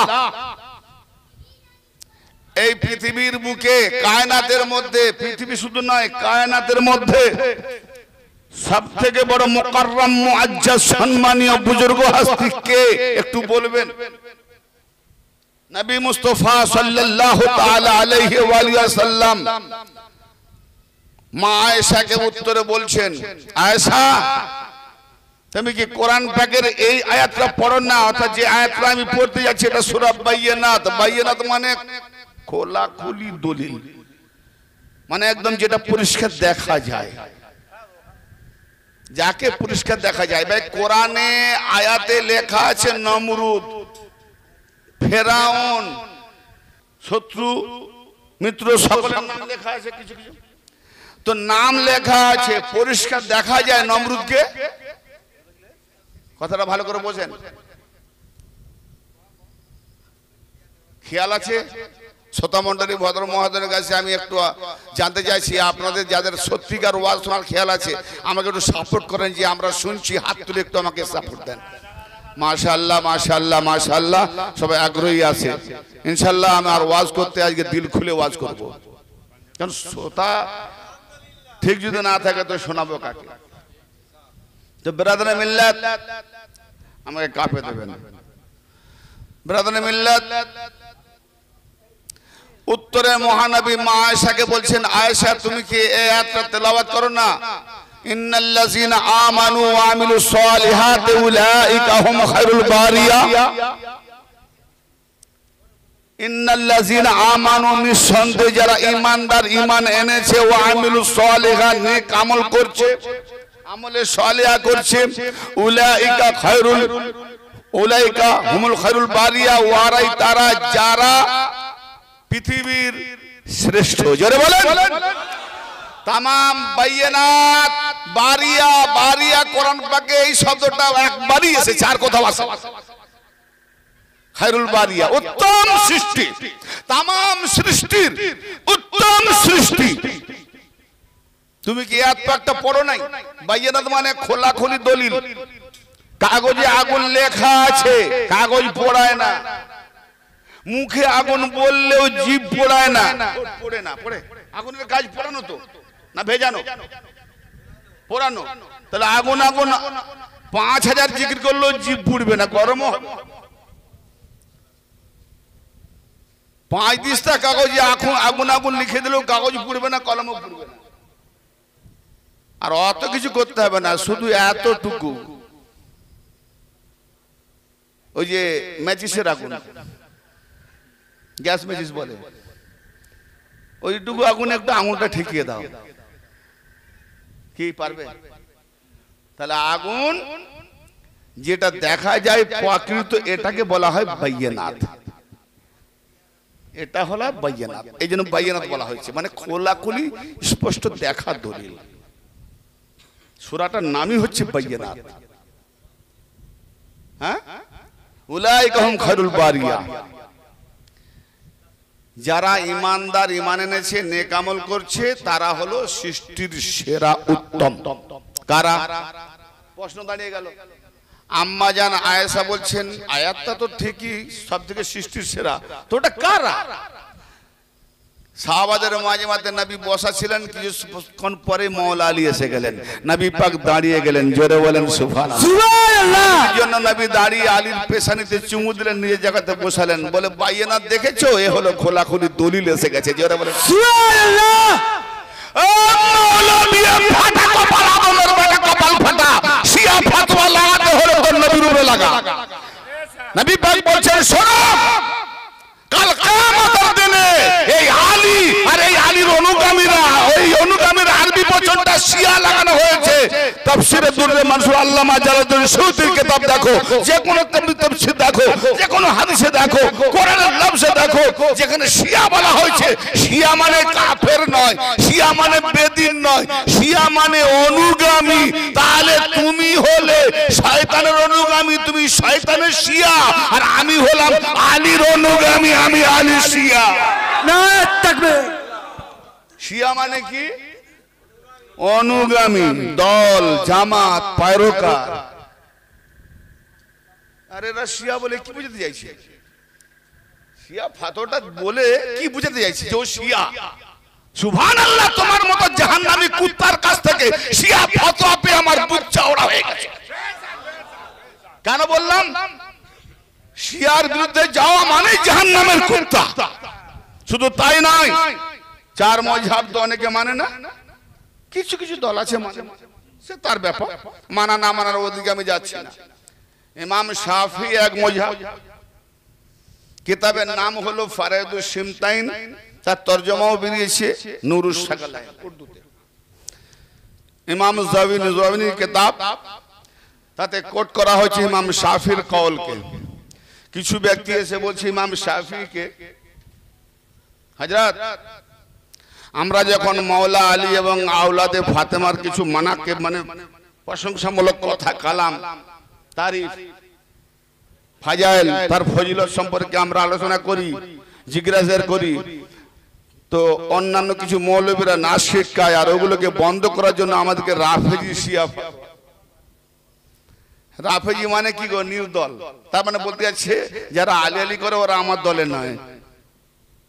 আমার তোদের হবে কেন? তোদের মতো দলের সঙ্গে থাকলে তো শয়তানের দলে থাকা হবে। কারণ আলীর বিরোধী হওয়া মানেই শয়তানের জামাত। খোদার কসম, যদি এর হাওয়ালা দলিল প্রমাণ না যে আলীর বিরোধী হবে, আহলে বাইতের বিরোধী হবে, কোরআন ও হাদিসে তাকে শয়তানের জামাত প্রমাণ না করতে বলে, আমি বাপের বেটা নয়, হারামজাদা, না হলে তুমি ঘুরিয়ে। জি হ্যাঁ, তাহলে আমরা আহলে বাইতি জামাত, মাওলাই জামাত, হোসেনি জামাত প্রকাশ্যে দেখাচ্ছি। প্রকাশ্যে দেখানো মানে আমরা হালাল জাদা। হ্যাঁ, আমরা হারামি নয়, হালাল। ওলীদ বিন মুগীরা নাম শুনেছেন? ইমাম শাফির কথাটা বলে দিই, বলছি ওলীদ বিন মুগীরার কথা। তো ইমাম শাফি রাহমাতুল্লাহ আলাইহি বলছেন যখনই মাওলা আলী আওলাদে ফাতেমার আমরা তারই প্রশংসা কথা বলি, ওরা তখন অন্য মৌজুদ ছেড়ে দেয়। আমি তখনই মনে করি ওরা পাক্কা রেন্ডির বাচ্চা। কে বললো? কে বললো? অনেকে বলে মাওলানা সাহেব আপনি গালাগালি করেন। আমি কামবাকা, তো আমি কবে গালাগালি করলাম? আগে বল আল্লাহ পাকের আতায়াত করা জায়েজ কিনা? আতিউল্লাহ ওয়া আতিউর রাসূল, তোমরা আল্লাহর অনুসরণ করো, রাসূলের অনুসরণ করো। তা আমি যদি আল্লাহর অনুসরণ করি গুনাহ, বলে না করতেই হবে, না মানলে কাফের। আমি আল্লাহর অনুসরণ করি বলে গাল দিই, বলে সেটা কি রকম? সূরা কালামের 13 নম্বর আয়াতে দেখ আল্লাহ কাকে বলেছে হারামজাদা। কি বললাম? মৌলবী কোরআন নাজিল হয়েছে, কার বাপ মা মরে যাবে তার নামে বক্স বাজানো নাজিল হয়নি, ওটা বক্স মৌলবীদের কাজ। হ্যাঁ, আর রমজান মাসে তারাবি এলে একটা বেনিফিট পাওয়ার জন্য কোরআন পড়া, বাকি আর কোরআনের ধার ধারে না। সূরা কালাম 13 নম্বর আয়াতে আল্লাহ গাল দিয়েছেন হারামজাদা। লাগাও ফতোয়া আল্লাহর উপরে। শুনেননি? আজকে নতুন শুনলেন না? কোরআন নিয়ে আসুন, না দেখাতে পারলে স্টেজে জুতোর মালা নিয়ে নামবো। কি বললাম? এর থেকে বড় কথা আছে? নিয়ে আসুন স্টেজে যে কোনো তরজমা, উর্দু, বাংলা, আরবি, ফার্সি, যেগুলো আমি জানি। যে ভাষাগুলো জানি না সেটা আনলে পারবো না। তবে হ্যাঁ, যদি ইংরেজি আনেন কম বেশি জানি, আর আমার থেকে আপনারা বেশি জানেন, ডেকে নেবো, সহায়তা করবেন। কি ঠিক না? যে কোনো তরজমা আনেন। ব্রাদারে মিল্লাত, তাহলে আল্লাহ পাক ইনসানকে বড় সৃষ্টির সেরা করে বানালেন, আবার আল্লাহ পাক সেই ইনসানের সবাইকে নয়, কিছু কিছু ব্যক্তিকে হারামজাদা বলে গালও দিচ্ছেন কেন? প্রশ্ন জাগে না? জাগে না? জাগে না? আরে ভাই, খানা খেলেই পায়খানা হবে। আচ্ছা বলেন, পায়খানা বন্ধ করবো, পায়খানা খারাপ জিনিস তো না ভালো? পায়খানা খারাপ তো। ধর পায়খানা কেন করতে যাবো? নোংরা জিনিস, তাও আবার পেছন দিক দিয়ে, পেছনটাই পুরো সেলাই করে দিই, অফ করে দিই, গেট বন্ধ, পায়খানা হবে না। খানা খেয়ে বাঁচতে পারবেন? হ্যাঁ না বলেন? তার মানে যতই আপনি খান ভালো মন্দ করে, যদি ওটা পেছন দিকে পায়খানা না হয়, না বেরোয়, তা অমন খানা বলে ওই খানাটাও বিষাক্ত হয়ে যাবে। ঠিক না? ঠিক। পায়খানা যতটা খারাপ তার থেকেও খানা দেখলেই আরো খারাপ। বলে বাবা খেলে যদি বন্ধ না যায় তাই মারা যাবো, খাবোই না। ঠিক না? তো খানা মানে ভালো, যদি হয় পায়খানা তাহলে জ্বলবে আলো, তা না হলে হয়ে যাবে ফুটুস কালো। জি, পায়খানা, খানার পরে পায়খানা। তো অতএব আল্লাহ ইনসানকে বানিয়েছে, ইনসান খুব ভালো, কিন্তু এরকম কিছু কিছু ইনসান থেকে যে বদবুদার তৈরি হয়েছে, খানা খুব ভালো, খানাটা হজম হয়ে কুগোবর হয়ে পায়খানা বেরোচ্ছে, তো এইরকম মানুষদেরকে আল্লাহ হারামজাদা বলেছে, যারা কুগোবরের মতো ভালো ভালো মানুষকে সহ্য না করতে পেরে টন্টিং করে, ইনসাল করে, ফাতোয়া দেয়, নবীর বিরুদ্ধাচরণ করে, আহলে বাইতের বিরুদ্ধাচরণ করে, এদেরকে বলেছে হারামজাদা। খানা খেলে যেমন হয় পায়খানা, এরা হলো সেই পায়খানা। এরা হলো, খানাকে পায়খানা বলবেন? খানাকে বলা যায়, কিন্তু খানা না খেলে পায়খানা হয় না। ইনসান না বানালে আবার হারামজাদাও হয় না। কি বুঝা গেল? শয়তান কার থেকে তৈরি? আগুন, আগুন থেকে শয়তান হলো কেন? আবার শয়তান না হলে আপনার বাপও আসতো না, আবার আপনার বাপ না এলে আপনি হতেন না, আবার আপনি না এলে ফতোয়া দিতেন না, আবার ফতোয়া না দিলে কাদরি ভাইরা, তাজিয়া, মহরম কমিটি ভাইরা অনুষ্ঠানও মানাতো না। তাহলে যেখানে অন্ধকার, এরা চেয়েছে একটু আলো জ্বালিয়ে অন্ধকারকে তাড়িয়ে দিই, অন্ধকার তাড়াবার জন্য। তো অন্ধকারকে তাড়াতে গেলে লাঠি ডান্ডার দরকার। কি দরকার? যেখানে যেটা তাড়াবার ঠিক সেই পজিশনে যেতে হবে। লড়াই আপনাকে করতে হবে, জীবনটা হচ্ছে লড়াই। যার জীবনে লড়াই নাই সে মানুষই না। কি বললাম? আপনি লড়াই করবেন না, মেহনত না করলে উন্নতি করতে পারবেন না, এটা নাম লড়াই। আপনি কেউ খারাপ কথা বললে তার যদি কথার উপরে প্রতিবাদ না করেন, তাহলে আপনি কেমন মানুষ? লড়াই করলেন না। প্রতিবাদ করা মানে লড়াই, কথার লড়াই, ইলমের লড়াই, সত্যতার লড়াই, শক্তির লড়াই, তলোয়ারের লড়াই, আজকে হচ্ছে মিসাইলের লড়াই, পরমাণুর লড়াই, ঠিক না? যখন যেখানে যেমন সেরকম লড়াই। তো ভাইরা আমার, বলার উদ্দেশ্য যে কথাই যাচ্ছিলাম যে খায়রুল বারিয়া, সৃষ্টির সেরা, আমরা কোন দিকে আছি? সৃষ্টির নিকৃষ্ট দিকে না সৃষ্টির সেরার দিকে? নবী মুস্তাফা বলছেন, আলী তুমি এবং তোমার শিয়ারা কাল কিয়ামতে কামিয়াবি হবে, বাকি সব জাহান্নামী হবে। আর কোরআন পাক থেকে যদি আমি সমস্ত নবীগণকে শিয়া জামাতে না দেখাতে পারি, তো আমি বাপের বেটা নাই, ও হারামজাদা, না হলে কোরআন পাকের ওই ভাষার মতো তুমি হারামজাদা। চালাও চা দোকানে শিয়া ফতোয়া লাগাও যে শিয়ার আলেম নিয়েছিল, তাহলে শিয়া আলেম নিয়েছিল এই কথাটা বলে নিজেকে হারামজাদাই প্রমাণ করাও। মায়ের ইজ্জত খেও না, চুপ করে থাকো। যেটা ঘটেছে করেছে, মাকে বাঁচাও। আর যে তার মায়ের ইজ্জত উছালতে চায় সে ফতোয়া দিক শিয়া বলে এত বড় চ্যালেঞ্জ দিলাম। ও ভাই, আজকে দেখবেন নবী পাককে শিয়া দেখাবো কিনা? আমি আগে বলেছি শিয়া মানে অনুগামী। আর আমরা যে নামাজে পড়ি, নামাজ তাতে দরুদ পড়ি না? আল্লাহুম্মা সাল্লি আলা মুহাম্মাদ ওয়া আলা আলি মুহাম্মাদিন কামা সাল্লাইতা আলা ইব্রাহিম। আমরা উম্মত কার? নবী মুহাম্মদ। দরুদ নবী মুহাম্মদের আর তার আওলাদের পড়তে পড়তে কোথায় পৌঁছালাম? ইব্রাহিম ওয়ালা আলে ইব্রাহিম, ফের আবার তার আওলাদ। তাহলে ইব্রাহিম কি বলছেন? ইব্রাহিম সম্পর্কে সূরা সাফাত 83 নম্বর আয়াত, কোরআন থেকে খুলে নিন, নালে আসুন দেখিয়ে দেবো চোখ ফাটিয়ে। আদমের বেটা কি আর করবে ভাই, ফতোয়া দিতে যাও না, হয়ে যাবে কপাল ফাটা। জি, ইন্না মিন শিয়াতিহি লা ইব্রাহিম, ফতোয়া কোরআনের বিরুদ্ধে দেবে নাকি? সূরা সাফাত 83 নম্বর আয়াত। এবং সমস্ত নবীদের ব্যাপারে এরকম 11টা জায়গা থেকে শিয়া দলিল দেখাবো কোরআন থেকে। মানে এরা কেন যে শিয়া ফতোয়া দেয় আমার তো মাথায় ঢুকে না। হ্যাঁ, ইন্না মিন শিয়াতি লা ইব্রাহিম, নিঃসন্দেহে ইব্রাহিমকে তার শিয়াতে রাখা হয়েছে। আল্লাহ খুদ ইব্রাহিমকে শিয়া জামাতের মধ্যে রেখেছে। জোরে বলেন। তা আল্লাহ পাকের কোরআন মোতাবেক যদি ইব্রাহিম শিয়া জামাতে, ইব্রাহিম শিয়া দরুদ শরীফ যখন পড়ছে ইব্রাহিমের নামে, তাহলে যে শিয়া ইব্রাহিমকে মেনে নিয়েছে সে তো শিয়ার বাচ্চা। ইব্রাহিম যখন কোরআন পাকে প্রমাণ হলো শিয়া, নামাজে পড়ছো ইব্রাহিম ওয়ালা আলে ইব্রাহিম, তার আওলাদকেও শিয়া, ইসমাইল, ইয়াকুব, ইউসুফ আসছে পরপর, আস্তে আস্তে আবু তালেব, হ্যাঁ, নবী, আলী, এসব তো ইব্রাহিমের আওলাদ। কোথায় দাঁড়ালো শিয়া? আমি আগে বলেছি পায়ের তলে মাটি আছে তো বেওকুফ, গাধার বাচ্চা। গাধা কাকে বলে আমি বলিনি, এটা কোরআন পাকের ভাষায় বললাম, আমার তরফ থেকে বলিনি। সূরা জুমা 5 নম্বর আয়াত পড়ে দেখো, কিতাবী আলেমদেরকে গাধার মতো বলা হয়েছে।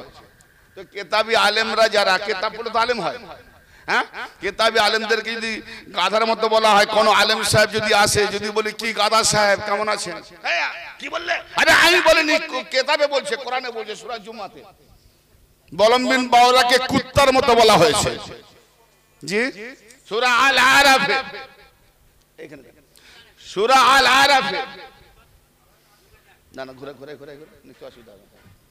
সূরা আল আরাফের 75, 76, 79 আয়াতগুলো পড়ে দেখুন। শুয়ার নিকৃষ্ট জন্তু, জানোয়ার থেকে নিকৃষ্ট বলা হয়েছে যারা বিবেককে কাজে লাগায় না। হ্যাঁ, আফসোস আল্লাহ পাক কোরআন পাকে বহু গালাগালিও ভরেছে, আর নেক বান্দাদের ফজিলতও গেয়েছে। কি কাসিদা, কারো বিরুদ্ধে প্রতিবাদ, তাবাররা, ঘৃণাবোধ, নফরত, আবার কারো পক্ষে প্রশংসা, গুণ গরিমা, সিফাত। আল্লাহ পাক কি কাসিদা কোরআনে গিয়েছেন। এই মোল্লারা কোরআন পড়ছে বাম্মা নামে বক্সাবার জন্য, কি বুঝবে কোরআনকে নিয়ে? হ্যাঁ, তাহলে ইব্রাহিম শিয়া প্রমাণ হলো। দরুদ যখন তুমি পড়ছো, তা দরুদে ইব্রাহিম দরুদ না পড়লে তো নামাজ হবে না। মৌলবী কি করবে? শিয়া ফতোয়া দেবে নাকি কাল থেকে? আমি শিয়ার সম্পর্কে একটুখানি খণ্ডন করলাম, টপিক কিন্তু আজকে আমার এটা নয়। কেন ফাটাং করে এটা ভুলে গেলে কাল সকালে বলবো ও এক কথা, যখন দলিলগুলো দিয়ে যাবো একের পর এক, তো যখন উত্তর না দিতে পারবে, কিন্তু ওরা বাঁচার থাকিতে একটাই বলবে ও তো শিয়া মৌলবী এসেছিল, ওরা শিয়াকে নিয়ে এসেছিল, এই বলে কাটার বাহানা করবে না। তার আগে শিয়া বলনে ওয়ালাদের আগে হালালি হারামিটা প্রমাণ করে দিই, ঠিক না বেটি? আরে লাইভ হচ্ছে ভাই, দেখে, তার মানে সারা ওয়ার্ল্ডে দেখছে, কত মৌলবীও দেখছে, লাইভ হচ্ছে, তারপরে ভিডিও ভাইরাল করা হবে কাট কাট করে, একসঙ্গে তো 4 ঘন্টা ছাড়া যাবে না। তো বোঝা গেল যে ফাটাং করে শিয়া ফতোয়া দিতে যেও না। হ্যাঁ, তবে আমি কিন্তু ওই শিয়া নয়, এটাও বলে দিল। ওই ইরানি খোমেনি মাননেওয়ালা শিয়া আমি নয়, কারেন্সি পানেওয়ালা শিয়া নয়, আমি মাওলা আলীর একনিষ্ঠভাবে গোলামি করার শিয়া। প্রথমে আমি আহলে সুন্নাত, নবী পাক বলছেন আমি তোমার মাওলা, বেশক রাসূলুল্লাহ আপনি মাওলা, বলে আমাকে মাওলা বলে মানো? আমার জি বেশক আপনার উপর ঈমান এনেছি, আপনি যেটা বলবেন সেটা মানবো। বলে আমি যার মাওলা আলীও তার মাওলা। অতএব নবী যখন বলেছেন নবী আমার মাওলা, তো আলীও যখন মাওলা, নবীর ফরমান মোতাবেক আলী আমার মাওলা। আমি নিজের তরফ থেকে আলীকে মাওলা বলিনি, নবী পাকের তরফ থেকে আলীকে মাওলা বললাম। তাহলে নবী পাকের ফরমান মানলাম, আমি সুন্নাত পালন করলাম, আর নবী পাকের ফরমান মেনে আলীর পেছনে ইক্তেদা করলাম, তবে শিয়া হলাম, তার মানে আলীর জামাত হলাম। জোরে বলেন সুবহানাল্লাহ। কি বোঝা গেল? কিন্তু ওই শিয়া নয় যে কারেন্সি শিয়া, মানে কারেন্সি পাবো, কোন বিক্রি হওয়া শিয়া আমি নয়। শিয়াদের মধ্যে বহু দল আছে, বহু শিয়া জাহান্নামী হবে, কিন্তু প্রকৃত শিয়া খুঁজে পাওয়া মুশকিল। এরকম সুন্নাতুল জামাতেও বহু সুন্নাতুল জামাত আছে, কিন্তু আবার বহু সুন্নাতুল জামাতের মধ্যে এ তাকে বলে কাফের, ও তাকে বলে কাফের। দেওবন্দি আমার ভাইরা তাবলীগ জামাত, এরাও সুন্নাতুল জামাতের দাবিদার। বেরেলি মাসলাকের মৌলবীরা এরাও সুন্নাতুল জামাতের দাবিদার। কি জি? হ্যাঁ, বেরেলি দেওবন্দিকে বলে কাফের, দেওবন্দি বেরেলিকে বলে কাফের। তাহলে কি দুটোই সুন্নাতুল জামাত ঠিক আছে? যে কোনো একটা? কোনটা ঠিক? দুটোই কোরআন থেকে। তাহলে এখানে প্রকৃত সুন্নাতুল জামাতকে দুটোকে ছুঁড়ে ফেলে দিয়ে বলবে একটাই মাত্র প্রকৃত সুন্নাতুল জামাত। নবী পাক বলেছেন আমি তোমাদের মাঝে দুটো জিনিস ছেড়ে যাচ্ছি, ইন্নী তারিকুন ফিকুম সাকালাইন কিতাবাল্লাহি ওয়া ইসরাতি আহলা বাইতি মা ইন তামাসসাকতুম বিহি মা লা তাদিল্লু বাদি আবাদা। আমি তোমাদের মাঝে দুটো জিনিস ছেড়ে যাচ্ছি, একটি হচ্ছে আল্লাহ পাকের কিতাব কোরআন, আর দ্বিতীয়টি হচ্ছে আমার রক্ত সম্পর্ক ইতরাতে আহলে বাইত। রক্ত সম্পর্ক বিবি নয়, মা ফাতেমা আলী থেকে রক্ত সম্পর্কীয় ইতরাতে আহলে বাইত, এই দুটোকে যদি তোমরা ধরে থাকো মজবুত করে, শক্ত করে। কেন বলেছে? জামানা আসবে আহলে বাইত থেকে সরিয়ে নেবে, জামানা আসবে দরবার থেকে সরিয়ে নেবে, এই মুনাফিক দাজ্জালরা আসবে পীর থেকে সরিয়ে নেবে, মুনাফিক দাজ্জালরা তাজিয়াবাগ থেকে সরিয়ে নেবে, মুনাফিক দাজ্জালরা ওলির মাজার থেকে সরিয়ে নেবে। অতএব আল্লাহ বলছেন তোমরা এমন ভাবে আহলে বাইতকে ধরবে যে শক্ত করে মজবুত ভাবে ধারণ করবে। যদি তোমরা শক্ত করে মজবুত করে ধারণ করতে পারো, কখনো গুমরাহ হবে না। এই দুটো দল এরা কোনোদিন আলাদা হবে না। আমি হাউজে কাউসারে এই দুজন মিলিত না হওয়া পর্যন্ত এরা একে অপরকে ছাড়বে না। তার মানে আলী মাল কোরআন, অল কোরআন মা আলী। আলী যেখানে কোরআন সেখানে, কোরআন যেখানে আলী সেখানে। 73 ফিরকার ঘরে ঘরে কোরআন, কিন্তু আলী মাননেওয়ালা একটা ঘরের মধ্যে আলী পাবে, 72টা ঘরে জাহান্নামী পাবে। আলী পাবে না, কোরআন পাবে। তার মানে কোরআন আছে, আলী নাই, আহলে বাইত নাই, জাহান্নামী। যে ঘরে কোরআন আছে আর আলী আছে, জান্নাতি। শক্ত করে ধরে আসে। নারে তাকবীর, নারে তাকবীর, নারে হায়দারি। पाक पंजतन की एक नारा, पाक पंजतन की एक नारा, नारे हैदरी। हैदरी नाराते আল্লাহ রাসূলের নারা, আর কিয়ামত পর্যন্ত যত ওলিয়া তাদেরও নারা হয়ে যাবে। জি, কেন? हैदरी के मानने वाला बनाने वाला खुद अल्लाहर नबी, আবার হায়দারির পেছনে গোলামি করনেওয়ালা যত ওলিয়া তার মান্য কোনো কিয়ামত সব আলী। তো এক নারাতেই সব। মাওলা আলী পাকের জামাতি হলো একমাত্র নাজাতকামী জান্নাতি জামাত। এছাড়া তুমি কোন দলকে দেখাতে পারবে না। নামাজ পড়ে পড়ে মাথা কালো করে ফেলো। মুসনাদ আল ফিরদাউস ইমাম দাইলামি সাহেব একটি হাদিস কোট করেছেন, রাবি মুখম, যার রাওয়ায়াত এমন কোন ফিরকা নাই যে মানবে না। আন আব্দুল্লাহ ইবনে আব্বাস রাদিয়াল্লাহু তাআলা আনহুমা, এবং সেই সঙ্গে রাত করছেন ইমামে সাজ্জাদ আলাইহিস সালাম, তিনিও রাত করছেন, লাউ আন্না রাজুলান সাফানা বাইনা রুকনি ওয়াল মাকাম ফাসাল্লা ওয়াসাম সুম্মা লাকিয়াল্লাহু হুয়া মুবগিজু আহলে বাইতে মুহাম্মাদিন দাখালান নার। নবী পাক বলছেন, যদি কোন ব্যক্তি লাউ আন্না রাজুলান সাফানা বাইনা রুকনি ওয়াল মাকাম, মাকামে ইব্রাহিম আর রুকনে ইয়ামিনের মাঝখানে ইয়ানে কাবার মধ্যে অনবরত নামাজ পড়ে, দিনে রোজা রাখে আর সবসময় নামাজ পড়ে, আর আহলে বায়াতের মোহাব্বত যদি হৃদয়ে না থাকে, নবী মুহাম্মাদের সুম্মা লাকিয়াল্লাহু ওয়া হুয়া মুবগিজুন লিআহলি বাইতি মুহাম্মাদিন, যদি মুহাম্মাদের আহলে বায়াতের উপরে হিংসা থাকে, বিদ্বেষ থাকে, ঘৃণা থাকে, নফরত থাকে, কিন্তু কাবা চত্বরে মাকামে ইব্রাহিম রুকনে ইয়ামিনের মাঝখানে দাঁড়িয়ে নামাজ পড়ে পড়ে রোজা করে করে মারা যায়, নবী পাক বলছেন, আমার আহলে বায়াতের হিংসা বিদ্বেষ যদি থাকে অন্তরে, কোন নেকি কাজে লাগবে না, হিসাব নাই, দাখালান নার, সোজা জাহান্নামে। বাঁচাও নামাজ, বাঁচাও নামাজ রোজা। अरे नबी नामाज लाने वाला, नबी रोजा देने वाला, তিনি আবার বলছেন কেন জি নামাজ রোজাটা রাখবে কোথায়? ও জি রাখবে কোথায়? প্রশ্ন এখানে দাঁড়াচ্ছে, একটু ফিলোসফি দেবো, দর্শন দেবো, নাহলে পরিষ্কার বুঝে আসবে না। নামাজ রোজা করতে করতে কাবা চত্বরে নামাজ রোজা করতে করতে আহলে বায়াতের যদি বুকস থাকে, হিংসা থাকে, নফরত থাকে, ঘৃণা থাকে, না মানে আহলে বায়াত থেকে নামাজকে প্রধানতা দেয়, আহলে বায়াত থেকে রোজাকে প্রধানতা দেয়, নেকিকে প্রধানতা দেয়, তো প্রাধান্যতা দিতে গিয়ে তার মানে আহলে বায়াতের উপরে নফরত, ছোট, নীচ। হ্যাঁ, তুমি নামাজকে প্রাধান্যতা দিচ্ছ, আর তুমি যার কলমা পড়েছো আদমের বেটা কপাল ফাটা, তোমার মাথায় নেই না হাদিস পড়ো নাই? নবী মুস্তাফা সাজদা হালতে, আর আল্লাহ পাক কোরআনে পাকে কি বলছেন? ওয়াসজুদ, সাজদা করো। কোথায়, কিভাবে? ওয়াক্তারিব, আল্লাহর নিকটে। তাহলে নবী পাকের সাজদা আল্লাহর নিকটে, এর থেকে বেশি আমরা নিকটে করি নাকি? হ্যাঁ না বলছেন না?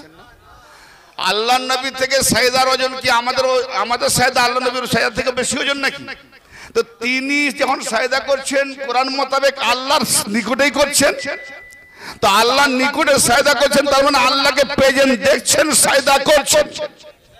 ইমাম হোসেন আলাইহিস সালাম কাঁধে এসে বসে গেলেন, তাজিয়া মানানে ভালো। আমাকে একজন বলছে যে হুজুর একটা ফতোয়া দেবেন, আমি বলি ফতোয়া ব্যাপারে কোনো সামলাই ফেলো রে না। তাজিয়া পাক নিয়ে যেতে যেতে একটা দলকে দেখলাম, তারা তাজিয়াটাকে নামিয়ে রাস্তার একটা কিনারে রেখে নামাজ পড়ে দাঁড়িয়ে গেল, আবার নামাজ পড়ে তাজিয়া পাককে নিয়ে চলো। বলতে ওদেরকে গত আগামী বছর থেকে তাজিয়া না মানাতে, তাজিয়া পাকে যদি আদম না জানে ওদেরকে নামাজ পড়তে বলো, তাজিয়া মানাতে। শুনে অবাক, হুজুর কি বলছেন? নামাজ বোঝো, শুধু ওই ওঠা বসার নাম নামাজ? হ্যাঁ, আরে ইমাম পাকের স্মরণে আহলে বায়তের স্মরণে যতক্ষণ জিকির করব এটা নামাজ আদায় হয়ে যাচ্ছে, এর থেকে বড় নামাজ নাই। কারণ এদের জন্যই নামাজ, এদেরকে পাবার জন্যই তো নামাজ। যখন পেয়ে গেছি তো ওইখানে মেন যাকে পেয়েছি তাকে থেকে ছোটটাকে ধরবো না বড়টাকে ছাড়বো, বড়টাকে ধরবো ছোট ছাড়বো, তখন নামাজ আমার জন্য ছোট বড়। সেটা কিরকম? সূরা ফাতিহা পড়ে দেখো, সূরা ফাতিহাতেই আছে। তুমি যদি বুঝতে না পারো তো আমার কি দোষ, আমি কি করব? জি, তুমি যেখানে বলছো ইহদিনা সিরাতাল মুস্তাকিম, সহজ সরল পথে হেদায়েত করো, সিরাতাল মুস্তাকিম হেদায়েত করো, তো সিরাতাল মুস্তাকিম কোনটা? সিরাতাল মুস্তাকিম কোনটা? আল্লাহর রাস্তা। তো আল্লাহর রাস্তা কোনটা? আমরা তো অনেক জায়গায় যাওয়ার জন্য রাস্তা দেখিনি, লোকেশন দিই। তা আল্লাহর রাস্তার লোকেশন খোঁজো, কই লোকেশন দিয়ে দেখাও তো আল্লাহর রাস্তা কোনটা। ভাই আস্তে ডিস্টার্ব করো না। আল্লাহর রাস্তা তোমরা এরকম ব্যবস্থা করেছো, ওয়াজ শুনতে শুনতে এদিক ওদিক মুড চলে যাবে। ভাই আল্লাহর রাস্তা কোনটা? না না, ওদিকে আমি যখন আগে বলে দেবো, শোনেন যেটা বলছি মনোযোগ দিয়ে শোনেন। আল্লাহর রাস্তা কোনটা কেউ বলতে পারবেন? এতগুলো আমার ব্রাদার আছেন, ভদ্র মহাদয় শ্রোতা মণ্ডলীগণ আছেন, কেউ বলতে পারবেন না আল্লাহর রাস্তা কোনটা? বলেন। শুধু বাস দুজন? শুধু পাক পাঞ্জাতান? আল্লাহ যাদের ইমাম বানিয়েছেন ইমাম মেহেদী আলাইহিস সালাম পর্যন্ত আল্লাহর রাস্তা। কেন? ঈসা নবী এসে ইমাম মেহেদীর পেছনে নামাজ পড়বে। ঈসা নবী আলাইহিস সালাম এসে ইমাম মেহেদীর পেছনে নামাজ পড়বে। হোসেনের নামে আলাইহিস সালাম বললে রাদিয়াল্লাহু, আবার আলাইহিস সালাম কেন? তো আলাইহিস সালাম কার নামে বলে? নবীদের নামে বলে। তো ঈসা নবীর পরে কি বলবো? আলাইহিস সালাম নামাজ পড়বে কার পিছনে? রাদিয়াল্লাহর পিছনে। তোমার রাদিয়াল্লাহর ওজন বেশি না আলাইহিস সালামের ওজন বেশি? বলো। কম বাখাত মৌলবীদের আকল বিবেক গেছে। কোথায় যে ঘাস খেতে যায় ফিকির করে দেখে না, চিন্তা করে দেখে না। কোন কোথায় যাচ্ছিলাম ভাই? নামাজ রোজা রাখবে কোন জায়গায়? নামাজ রোজা হজ যাকাত রাখবে কোন জায়গায়? এমন জায়গায় নামাজ রোজা হজ যাকাতের মূল্য বেশি, কিন্তু এমন জায়গায় রেখো না যেন নষ্ট না হয়ে যায়। কি গো, বড় মাছ কিনে এনেছো, একজন ঠিক করে দেন, জায়গা খালি করে দেন। বাচ্চাদেরকে আগে একটু না, যারা একবারে ছোট বাচ্চা সাইডে কোলে করে নিয়ে বসেন, না হলে একটু জায়গা বাড়িয়ে দেন, সাইডে পেপার বিছিয়ে দেন, উপরে জায়গা আছে। জি, মনোযোগ দিচ্ছেন? বলবো দৃষ্টা বলে আমি আবার কথা ভুলে যাই, এদিক ওদিক ভোলা মন বেশি। না মাছ, ইলিশ মাছ শখে কিনে নিয়েছে, বাজারে পেয়ে গেছি ইলিশ মাছ, ওজনটাও বেশি, 2.5 কিলো। কিরকম স্বাদ হবে? এই যেমন 2.5 কিলো পাওয়া মানে বিরাট সৌভাগ্য। 3000 টাকা কিলো বলেছে, টাকা যাক, এরকম মাছ পাবো। নিয়ে এলাম, তা আমার শখের ছেলে আসবে পরশু দিনকে, মাছটা খেয়ে নেবো না রেখে দেবো? কি করে রাখবো? পচে যাবে তো। আচ্ছা আচ্ছা, ফ্রিজে রাখবেন, ফ্রিজে রাখলে টাটকা থাকবে, তাই না? তো নামাজ রোজা যদি ফ্রিজ না বানান, রাখবে কোথায়? সব পচে যাবে। নামাজ রোজা রাখবেন কোথায়? ওই নামাজ পড়তে পড়তেই বলছে না আল্লাহ গো, প্রতিদিন ঠুকতেছো মাথায়, আর বলতেছো 5 ওয়াক্ত ঠুকতেছো, 48 রাকাত নামাজ পড়ছো, 96টা সাজদায় মাথা ঠুকতেছো। উঠে কি বলছো? ইহদিনা সিরাতাল মুস্তাকিম, আল্লাহ সহজ সরল পথে হেদায়েত করো, সিরাতাল মুস্তাকিম পরিচালিত। আরে সিরাতাল মুস্তাকিম কোনটা? লোকেশন দিয়ে দেখেছো? সিরাতাল মুস্তাকিম কোনটা? তারপরে রাত পড়ো না, তারপরে তো আসে না, না শেষ হয়ে গেছে সূরা সিরাতাল লাযিনা আনআমতা আলাইহিম, সিরাতাল লাযিনা আনআমতা আলাইহিম। আল্লাহ গো, সিরাতাল মুস্তাকিমে চালাতে বলেছি, বল না কোনটা? বলো ওইটা তো, সিরাতাল লাযিনা, আল্লাহ তাদের পথে চালাও যাদের উপরে তোমার নেয়ামত। আল্লাহ ছাড়া অন্য কারো অনুসরণ করলে শিরক, ঠিক না বেশি? আল্লাহ ছাড়া অন্য গায়রুল্লাহ জিকির করলে শিরক। ওই মোল্লাকে বলো তুমি তো আল্লাহকে মাংলে, আল্লাহকে চাইলে সোজা পথ, এখন আবার তুমি নিজেই কেন বললে আল্লাহ গো আর তোমার পথ নয় তাদের পথ যাদের উপরে তোমার নেয়ামত। সেটা তাহলে মানে কি? হ্যাঁ, আল্লাহকে ছাড়লি কেন আদমের বেটা? চাইলে তো আল্লাহর কাছে ইহদিনাস সিরাতাল মুস্তাকিম। সূরা ফাতিহার জ্ঞান নাই, বড় বড় ফতোয়া। এই জন্য সূরা ফাতিহা লাজিম করে দিয়েছে, কিছু পড়ো না পড়ো সূরা ফাতিহা না পড়লে নামাজ হবে না। কেন করেছে? বারবার পড়ছো তবু আসছে না, মাথায় ঢুকছে না। পাগল মাতাল কিছু বললে সেও একটা বুঝে বলে। কি বলে গো? 9 ফুট 6 ফুট এসে দেখবেন কোন মাতাল গালাগালি দিচ্ছে, পরের মা বাপকে গালাগালি দিচ্ছে। মাতাল কোনোদিন নিজের মা বাপকে গালাগালি দেয় না, শুনেছেন? এক কার মোল্লা এত বড় মাতাল, নিজের বান্দাকেও গাল দিচ্ছে, নিজে জাহান্নামে যাচ্ছে সূরা ফাতিহা। এর থেকে বড় মাতাল কে আছে? মদ ঘর থেকে বড় মাতাল। নিজেই বলছে আল্লাহ সোজা পথে চালাও। আল্লাহ ছাড়া যখন তুমি কারো পথ নেবে না, তা আবার বলছে কোন সিরাতাল লাযিনা আনআমতা আলাইহিম, আল্লাহ ওদের পথে চালাও। কি আল্লাহকে ছেড়ে তাদের পথ কেন? ওরা কারা? ওরা কারা? ওরা কারা? আল্লাহ ওদের পথে চালাও। কাদের পথে? যাদের উপরে নিয়ামত। তারা কারা? আগে বাছো তারা কারা? তুমি বলছো তারা হলো মোদের আমির, মোদের মোল্লা, মোদের মৌলবী। আরে বেকুব, কোন নবীও নামাজ পড়েছে? তো তিনিও বলেছেন ইহদিনাস সিরাতাল মুস্তাকিম, আল্লাহ আমাকে সহজ পথে হেদায়েত করো। তার মানে নবী এখনো হেদায়েত হয়নি, হেদায়েত চাইছে। হ্যাঁ, নবীজি নামাজ পড়তেন, নামাজ পড়ে পড়ে পা ফুলিয়ে ফেলতেন, পা ফেটে রস বেরোতো। এরা আবার কোন জামাত নামাজ পড়েনি? আবে নামাজ আমরা পড়িনি কি বললো? নামাজ আমরা পড়া নামাজ তো আছেই, তার সঙ্গে আমরা নামাজ কায়েম করি এবং দায়েম করি। নামাজ কোন নামাজ? নামাজ ফার্সি ভাষা, আরবি সালাত। সালাত মানে আর নামাজ মানে দেখাও তো লোকাল দিয়ে, মানেটা এক দাঁড়ায় কিনা। রোজা মানে উপবাস, সিয়াম মানে সংযমী। সিয়াম রোজা, রোজা রেখেছিস? ফার্সি ভাষায় বলি। আরবি কোরআনে বলছে সিয়াম, সিয়ামের অর্থ সংযমী। রোজা মানে উপবাস, দুটো মানে এক হয়। সংযমী, খাওয়া দাওয়া না করার সাথে সাথে সংযমী হতে হবে। তার মানে পেট ভুকার পানি আর ভাত না খেলে যে রোজা তা নয়। চোখের রোজা, নাকের রোজা, দিলের রোজা, রুহের রোজা। পরে কি চলবে না, বিভিন্ন রকমের কুফরি নেফাক থেকে বাঁচতে হবে, এসবের রোজা। সংযমী, সংযমী হও। অতএব কার সঙ্গে? যে তোমার সংযমী মানে কি? তোমার বেহুদাপানা কাজ কাম থেকে এই সেটাকে সংযমী করো, বড় দুষ্টপানা করছে বলে না, সংযমী হওয়া, নিজেকে শুধরে নেওয়া। তো রোজা কি জন্য? নিজেকে শুধরে নেওয়া। কিন্তু এমন শুধরায় যে নামাজের পরে, এই নামাজের আগে ইফতার করতে করতে করতে টেবিল ভর্তি খেয়ে খেয়ে নামাজের মানে সারাদিন উপোস আর সন্ধ্যাবেলা খায়। এই 1 মাসের যে বিস্ফোটক হচ্ছে, ঈদের পরে যেই পেয়েছে মুখ খোলা, এটা খাও সেটা খাও সেটা খাও, খেতে খেতে ডায়রিয়া খুলে গেল। বেশিরভাগ রোজা মাসের পরে, ঈদের পরে দেখি সব বেডে পড়ে আছে রোজাদাররা, চলছে। এর নাম সংযমী, এর নাম সংযমী, এ রোজা। ভাই দিনকে যেভাবে আমরা বুঝে নিয়েছি আর যেভাবে দেখছি, ইহা সত্য নয়।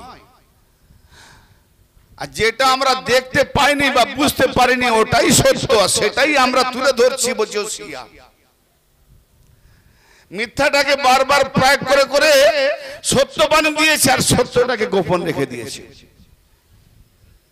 তা আজকে যে সত্যগুলো তোমরা গোপন রেখেছো, আমি সেগুলোকে প্রকাশ করবো ইনশাআল্লাহ কোরআন ও হাদিসের আলোকে। কিন্তু হাদিসে আমি কম যাব, কোরআন পাক 80 বা 90% কোরআনের উপর দিয়ে আমি যাওয়ার চেষ্টা করব। কারণ হাদিস বেশি বললে কালকে বলবে ও তো সব জালি হাদিস, বানাওয়াট হাদিস। কোরআন বললে কোনো বেহুদার বাচ্চা বলতে পারবে না যে জালি কোরআন, ঠিক না বেটি? বানাওয়াট কোরআন বলতে পারবে না। তাই আমি বলছিলাম যে ওরা কারা যাদের উপরে নেয়ামত ওরা কারা? হায় হায়, তাহলে যাদের উপরে আল্লাহ নেয়ামত দিয়েছে ওরা কারা? ওরা কারা? ওরা কারা? ওরা কারা? নবী মুস্তাফা, নবী মুস্তাফা সাজদা হালতে নামাজে ইমাম হোসেন আলাইহিস সালামের সে কাঁধে বসে পড়লেন। আর বাচ্চা নান্না তো প্রাঙ্গণে ছিলেন। কি খেয়াল হলো, নামাজের জামাতের যারা সাজদায় পড়ে আছে, সাজদার মানুষদেরকে চিরে চিরে চিরে গিয়ে নবী পাকের মেহরাবে গিয়ে কাঁধে বসে গেলেন। সাহাবাত নবী পাকের মুখমণ্ডল মাথা মোবারক কিবলার দিকে, আর ইমাম হোসেন নবী পাকের পৃষ্ঠে বসলেন, সাহাবাদের দিকে মুখ করে বসলেন। তার মানে পেছন, ইমাম হোসেনের পেছনটা কিবলার দিকে আর সাহাবাদের দিকে মুখ পানা, আর নবী পাকের পেছন পূর্ব মানে কিবলার বিপরীত। তার মানে নবী পাকের সাহাবারা কি করছে? ইমাম হোসেন দেখছেন। উদ্দেশ্যটা কি?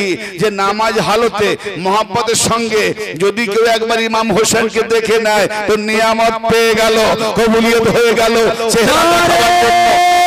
হায়দারি, নারে হুসেন, ইয়া হোসেন। তো নবী মুস্তাফা সাল্লাল্লাহু তাআলা সাল্লাম সাজদা থেকে মাথা উঠাবেন। কি ভাইজান? সুবহান রাব্বিল আলা ওয়া বিহামদিহি, সুবহান রাব্বিল আলা ওয়া বিহামদিহি, সুবহান রাব্বিল আলা ওয়া বিহামদিহি। কেউ ওয়া বিহামদিহি বলে, কেউ সুবহান রাব্বিল আলা পর্যন্ত রয়ে যায়। 3 বার, 5 বার, 7 বার, 9 বার, 11 বার, আর 9, এত বেশি হলে 11, আর 9। কিন্তু মাথা উঠাবেন। নবী পাক বলছেন কি, আল্লাহ পাক বলছেন কি, আল্লাহর করিব, আল্লাহর নিকটে সুবহান রাব্বিল আলা মাথা উঠাবেন। আল্লাহ বলছে, হে নবী খবরদার, সাবধান, যতক্ষণ পর্যন্ত হোসেন আপনার পিঠ থেকে, আপনার থেকে না নামছে মাথা উঠাবেন না। রেড সিগন্যাল, দাঁড়িয়ে যান, নামাজকে দাঁড় করিয়ে দাও। হে নামাজি, নামাজকে দাঁড় করিয়ে দাও। আল্লাহর নামাজ, যে নামাজ দিনের খুঁটি, সেই দিনের খুঁটিকে ফুটতে বলে মাটির দরকার হয়। তাহলে আলী হলো আবু তোরাব, মাটির বাপ, তার যত আওলাদ আছে এরা সব মাটির বুনিয়াদ। অতএব দাঁড়িয়ে যাও। হে মুহাম্মদ, হে হাবিব, নামাজ থেকে মাথা উঠাবে না, সাজদা থেকে মাথা উঠাবেন না যতক্ষণ পর্যন্ত ইমাম হোসেন না নামছে। তো ইমাম হোসেন নামছে না, সুবহানাল আলা বলেই যাচ্ছেন 72 বার। সুবহানাল আলা বলার পরে ইমাম হোসেন নেমে চলে গেলেন, আল্লাহর নবী মাথা উঠালেন। এখন বলো, মুহাম্মদ নবী মুস্তাফার নামাজ থাকলো না গেল? থাকলো। আমার আপনার কাঁধে ছেলে উঠে গেলে যদি নামাজ দাঁড় করে দিয়ে নামাজ বাঁচবে? হবে না। তার মানে কোরআনের উপরে কোরআন পড়লে নামাজ মরে নাকি? হ্যাঁ, তো মোহাম্মদ भी कुरान, जो सवार हुआ वो भी कुरान। जो नमाज मुस्तफा पढ़ते थे, जो नमाज नबी पाक पढ़ছিলেন, সাজদা দিয়েছিলেন, ও সাজদার ওজন থেকে ইমাম হোসেনের সাজদা কারবালাতে আরো ওজন বেশি। জি, ইমাম হোসেনের জন্য যদি নবী মুস্তাফার নামাজকে দাঁড় করাতে হয় তো ইমাম হোসেনের স্মৃতি ইয়াদগার করে যেন তাজিয়া পাক নিয়ে যাবে। তুমি ইমাম হোসেনের স্মরণে আছো, তোমার নামাজ হয়নি, তাজিয়াকে রেখে নামাজ পড়বে? আফসোস। আল্লাহ তাদের পথে চালাও যাদের উপরে তোমার নিয়ামত। তো মুহাম্মদ, আলী, ফাতেমা, হাসান, হোসেন আর তাদের আওলাদ ইমাম মেহেদী পর্যন্ত এরাই তো আল্লাহর নিয়ামত। দলিল অনেক আছে, মুখে তো বললে হবে না, দলিল আছে, কিন্তু এই দলিলের ভিত্তিতে গেলে টপিক পাল্টে যাবে। কোন সময় মৌকা দিলে এই সিরাতাল লাযিনা আন'আমতা আলাইহিমের যে নিয়ামত, এই নিয়ামত যদি ইমাম মেহেদী পর্যন্ত না দেখাতে পারি তো আমি ওয়াজ ছেড়ে দেবো, স্টেজে উঠবো। এর থেকে, কারণ এদেরকে না বানালে খোদার খোদাই হতো না। এদেরকে না বানালে তোমার বাপের বিয়েও হতো না। সেটা কিরকম? বাবা আদম মা হাওয়ার বিয়ে হয়েছিল, পড়িয়েছিল কে বিয়েটা? জি, কে বিয়ে পড়িয়েছিল? নূরে মোহাম্মদ। হায় হায় হায় হায় হায়, নূরে মোহাম্মদ। জি, উকিল কে ছিলেন? মা হাওয়া থেকে ছিলেন মা ফাতেমা, আর আদমের তরফ থেকে উকিল ছিলেন মওলা আলী।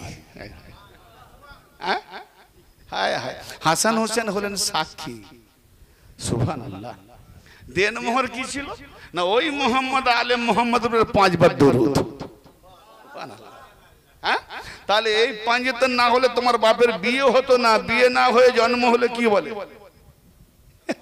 মৌলভী সাহেব কোথায় ফতোয়া দেবে? তাহলে বলো যে পাঞ্জেতন নিয়ে তোমার বাবা আদম আর মা হওয়ার বিয়ে হয়েছে, সেই আদম 300 বছর কান্নাকাটি করেও যখন দোয়া কবুল হয়নি, রব্বানা যালামনা আনফুসানা ওয়া ইল্লাম তাগফির লানা ওয়া তারহামনা লানা ওয়া নাকুনা মিনাল খাসিরিন, জুমার নামাজ পড়ে হো হো করে কাঁদছে, ঝরঝর করে ভিজে যাচ্ছে দাড়ি জুব্বা হুব্বা,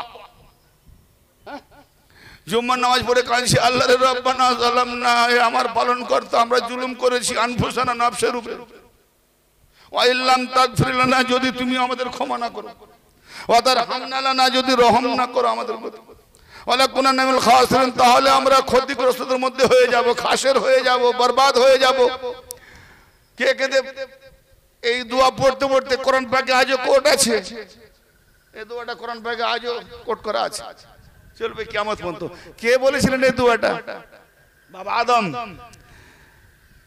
তো এই দোয়া পড়ে পড়ে যখন তোমার বাপের দোয়া কবুল হয়নি, তুমি মোল্লা তোমার দোয়া জুমার নামাজের পড়ে পড়ে কবুল হবে, কারণ বাপের যখন কবুল হয়নি বেটার কি করে হয়?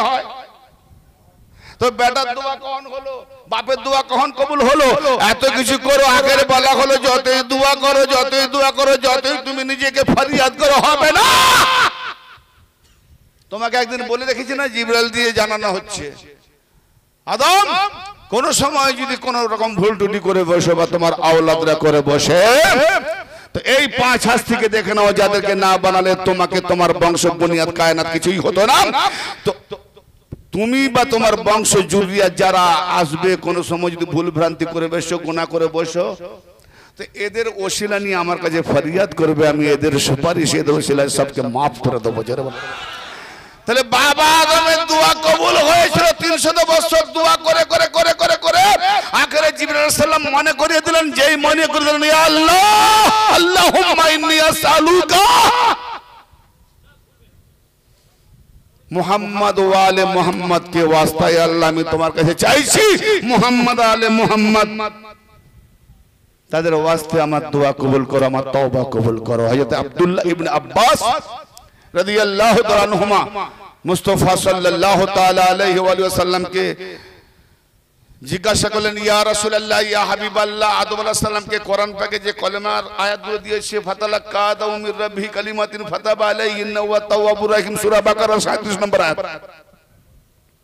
সূরা বাকারা 37 নম্বর 37 আয়াত নাম্বার। যে আদমকে কতগুলি কলেমা শিখেছি, সেই কলেমার বিনিময়ে তার তওবা কবুল করেছি, আমি তওবা কবুল করনেওয়ালা বড় রহম করনেওয়ালা। আব্দুল্লাহ ইবনে আব্বাস জিজ্ঞেস করলেন, ইয়া রাসূলুল্লাহ ইয়া হাবিবাল্লাহ, আদমকে যে কলেমাগুলি শেখানো হয়েছিল সেই কলেমাগুলি কি কি ছিল? উত্তরে মহানবী বলছেন, আব্দুল্লাহ সেই কলেমাগুলি ছিল আমি মুহাম্মদ, আলী, ফাতেমা, হাসান, হোসেন, এই 5 জনের নামে আদমের 5 জনের নামের ওসিলাতে আদমের তওবা কবুল করা হয়েছিল। জোরে বলে। তাহলে আলী আলী পাঞ্জেতন করলে বা তাদের ওসিলা নিলে, তাদের পথে চললে, যদি শিয়া হয় তোমার বাবা আদম শিয়া, ও শিয়ার বাচ্চা, ফতোয়া লাগাবে। প্রথম শিয়াকে বাবা আদম, আর যে মৌলবী ফতোয়া দেয় কি আদমের বেটা নয় শয়তানের বেটা? হ্যালো, সব খামোশ কেন ভাই? ওজন বেশি পড়ে গেছে নাকি? আমরা কোন আদম ছাড়া হতে পেরেছি? যতই উপরে গুনে গুনে যাবো সেই এক জায়গায় শুরুতেই আদম, ঠিক না? তো আদম যদি পাঞ্জেতনের ওসিলায় তার দোয়া তওবা কবুল হয়, সব থেকে বড় শিয়া তো আদম। আপনার আমার কান হাতে ড্যাডি যান, তো ড্যাডি জানকে শিয়া থেকে বাঁচাও। মৌলবী খুব ফতোয়া দিচ্ছ, তোমার ড্যাডি জানকে বাঁচাও, আর নাহলে ড্যাডি জানকে শিয়া বলে মেনে নাও। যখন মেনে নেবে তুমি হয়ে যাবে শিয়ার বাচ্চা, ঠিক না? বাঁচাও ভাই। তাকরীর ভালো লাগছে না? ছেড়ে দেবো, মাথায় ঢুকতেছি তো, কেন সাধারণ জায়গায় প্রথমে এসছি, বুঝতে পারছে কিনা। আমি তো আর কাহিনী কেসা নিয়ে ওয়াজ করিনি না, এই খন্ড খন্ড কথা কেটে কেটে বলি, তাই সবাই নিতে পারেন। এই জন্য বলে, তো ভাই আমার বাবা আদম পাঞ্জেতন আর সেই সূত্রে আমরাও পাঞ্জেতানি। তাহলে যারা আদম ভাই ওয়ারিস আর লাওয়ারিস, বুঝতে পারছেন না? কথা খণ্ড করতে হবে তো। ওয়ারিস আর লাওয়ারিস। ওয়ারিস বলে কাকে? যে বাপ মাকে মানে না, বাপের বেয়ারা চলে, পাক্কা লাওয়ারিস। এ ওয়ারিস মানে না, ঠিক না? তা আমরা যখন আদম পাঞ্জেতানি, আমরাও পাঞ্জেতানি, তাহলে আমরা ওয়ারিস, ওরা লাওয়ারিস। যারা পাঞ্জেতানি মানে না, লাওয়ারিসের বাচ্চার ফতোয়া নেবে, ওই লাওয়ারিসের পিছনে নামাজও হবে না। হ্যাঁ, ওই লাওয়ারিসের পিছনে নামাজও হবে না। নামাজ তো হওয়ার দূরের কথা, দাঁড়াতেও নিষেধ নবীকে। সূরা তাওবার 107 আর 108 নম্বর আয়াতটা পড়ে তার মানে করো যে খুদ নবী পাক দাঁড়িয়ে মসজিদকে জ্বালাতে বলেছেন, জ্বালিয়ে দেওয়া হয়েছিল মসজিদ। কোন মাজারকে জ্বালানো হয়েছে দেখাও তো। হ্যাঁ, লাওয়ারিসের আজকে প্রমাণ, ওয়ারিসের আজকে প্রমাণ। নবীর খানদানকে, আলীর খানদানকে, আওলাদে ফাতেমার খানদানকে মিটাবার জন্য, মূলচ্ছেদ করার জন্য, মিটিয়ে দেওয়ার জন্য আজকে মোল্লার ফতোয়া কতটুকু। অতীতে ইতিহাস পড়ে দেখুন, গুন্ডাগারদের কু শক্তি রাজনৈতিক, অর্থনৈতিক, সমাজনৈতিক, আতঙ্কবাদী বিভিন্ন শক্তি দিয়ে 90টা বছর মওলা আলী পাকের নামে গালিগুলোজ করিয়ে মুয়াবিয়া বলেছিল যে বুড়োরা মারা যাবে, বাচ্চারা বুড়োতে যাবে, বুড়োরা মারা যাবে, আবার বাচ্চা আসবে, বুড়োরা মারা যাবে। এমন ভাবে খুতবায় গালিগালাজ প্রথা চালু করেছিল যে পৃথিবীতে আর আলীর নাম লেনেওয়ালা কেউ থাকবে না। কিন্তু মুয়াবিয়া, বনি আব্বাসী, বনি উমাইয়া এত কাণ্ড করিয়ে তাদের মাজার কবর খুঁজে পাবে না, পায়খানা টাট্টি করা হয়েছে। যাদের নামে গালিগালাজ করা হয়েছিল তারা শুধু নয়, তাদের আজকে মাননেওয়ালা যত আলী তাদের মাজারে গুলজার বাতি জ্বলছে। পেরেছে? পারবে? শয়তানের শক্তি কতক্ষণ।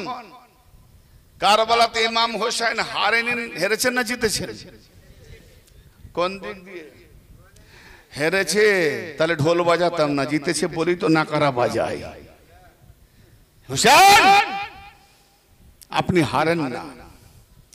আবাল বিদ্যা বনিতা সবকে দিয়ে কি বাহাদুরি দেখালো একবারে। 72 বিরুদ্ধে 26,000, 72, তাও আবার পানি বন্ধ করে, দানা পানি বন্ধ করে। হ্যাঁ, কিন্তু ইমাম হোসেন কি দানা পানির জন্য কি কমজোর ছিলেন নাকি? তবুও কেন পানি পানি কথা আওয়াজ উঠবে না? বাহ্যিকে যেটা ঘটছে, এই পানি পানি পানি পানি না করলে আমাদের মধ্যে এমন সবর, এমন মকাম, এমন যে কি বলে মাতম, এমন রোনাজারি, এমন ক্রন্দনী, এমন কি বলছি আপনার দর্দ ভরা যে ওয়াকিয়া, এটা যদি না হতো বহু উম্মত দপ্তর থেকে খারিজ হয়ে যেত। কেন? কোন সময় আল্লাহ পাকের এক একটা বান্দার উপরে এরকম নির্মম জুলুম, অত্যাচার, দুঃখ, কষ্ট, মুসিবত যখন আসবে, আর সেই সময় যদি সে সবর করতে করতে ভাবে মাওলা হোসেন কারবালায় কি না কষ্ট তোমাদের করেছে, জুলুম করেছে, আমার উপরে এতটুকু হয়েছে, তোমাদের উপরে কত না হয়েছে, তোমরা যখন সয়ে নিয়েছো আমাকে সয়ে নেওয়ার জন্য ক্ষমতা দাও। বাস সে বড় ইমাম হোসেন ইমানওয়ালা হয়ে মরবে। আর যদি ইমাম হোসেন উপরে না হতো, মাওলা তোমাদের উপরে এরকম জুলুম হয়নি। কেউ না বলতে পারে হাসরে যে নবীর খানদান যারা হাদি হয়ে এসেছেন তাদের উপরে এরকম জুলুম হয়নি, আল্লাহ আমার উপরে এমন হয়েছে, এরকম ব্যক্তি যেন বলনেওয়ালা না থাকে কিয়ামতে। তার জন্য আওলাদ রাসূলকে কারবালাতে এই নিদারুণ যন্ত্রণা সয়ে দেখিয়ে দিয়েছেন। এই দলিলের উপরে কোনো দলিলই নাই, এই বাইয়ানাত। কেউ বলবে যে ওই কারবালায় যে জুলুম হয়েছে ওর থেকেও বেশি আমি জুলুম পেয়েছি? পারবে?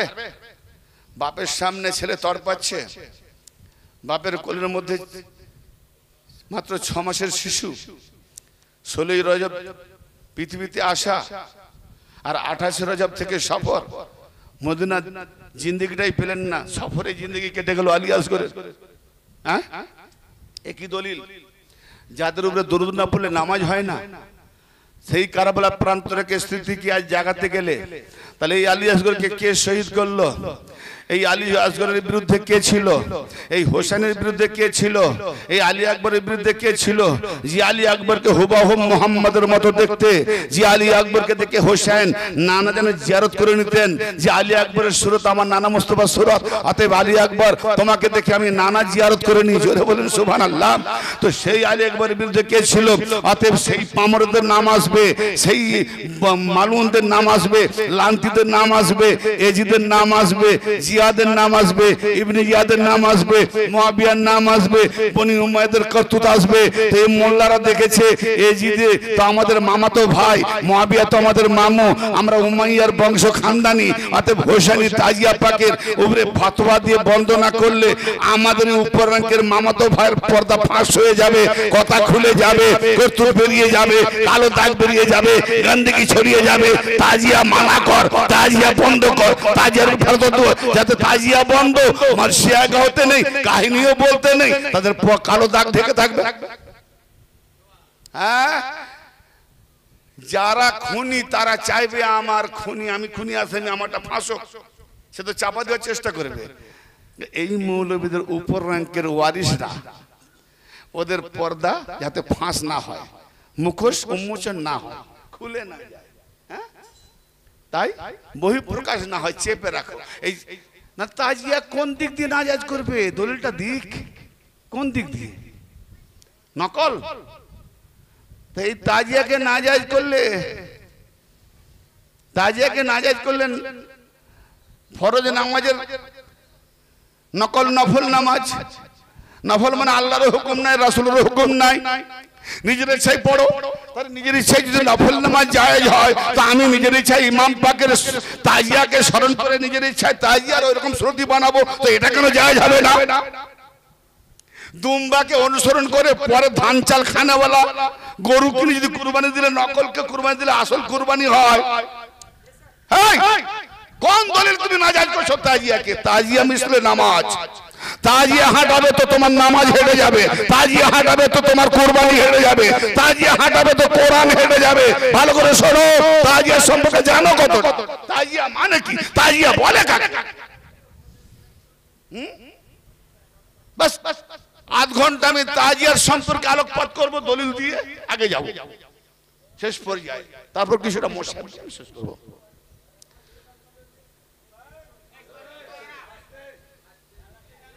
আস্তে কথা বলুন বেরাদারে মিল্লাত।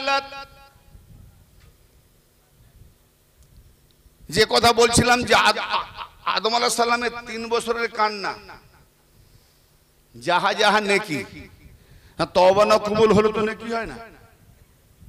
যা তওবা যতক্ষণ পর্যন্ত কবুল না হবে নেকি হবে? তাহলে 300 বছর তো রব্বানা জালামনা পড়েছে, এরা তো বলে কোরআন পাকের একটা অক্ষর পড়লে 10টা নেকি। মাথা ঢোকাচ্ছেন আমার কথা? কোরআন পাকের একটা হরফ পড়লে কটা নেকি? তো তওবা 300 বছরের আগে তওবা যখন কবুল হয়নি, রব্বানা জালামনা দিনভর কত হাজারবার পড়েছে, কটা করে নেকি পেয়েছে? পেয়েছে? ফতোয়া লাগাও। তওবা কবুল হয়তো নেকিও পায়নি, তওবা কবুল হওয়ার পর পাবে। তওবা না করে কলমা পড়বো, হবে? হবে না। তো তওবা করার পর পড়বো তবে হবে কবুল। তাহলে 300 বছর কোনো ইবাদতই আদমের কবুল হয়নি। পাঞ্জাতনের সাদকা তো ফলে 300 বছরের যে ইবাদত ছিল, যেই তওবা কবুল হলো, 300 বছরের ইবাদতকে আরো দ্বিগুণ 10 গুণ বাড়িয়ে আদমকে শাফিউল্লাহ বানিয়ে দিলেন। আদমকে শাফিউল্লাহ বানিয়ে দিলেন। তাহলে ইবাদত আদমের 300 বছর কবুল হয়নি, কোথায় রাখা ছিল? পৌঁছে যাবে। বাস সেই আদমের ইবাদত পাক পাঞ্জাতানি ফ্রিজের মধ্যে রেখে দিলেন, জোরে বলেন সুবহানাল্লাহ। পাক পাঞ্জাতানি ফ্রিজ, তোমার নামাজ রোজা হজ যাকাত, ইলিশ মাছকে যখন 3 দিন কেন 3 মাসও রাখতে পারবে ফ্রিজে, তো তোমার নামাজ রোজা হজ যাকাতের ফ্রিজ হলো পাক পাঞ্জাতানের মহব্বত, তাদের আদর্শ। নারে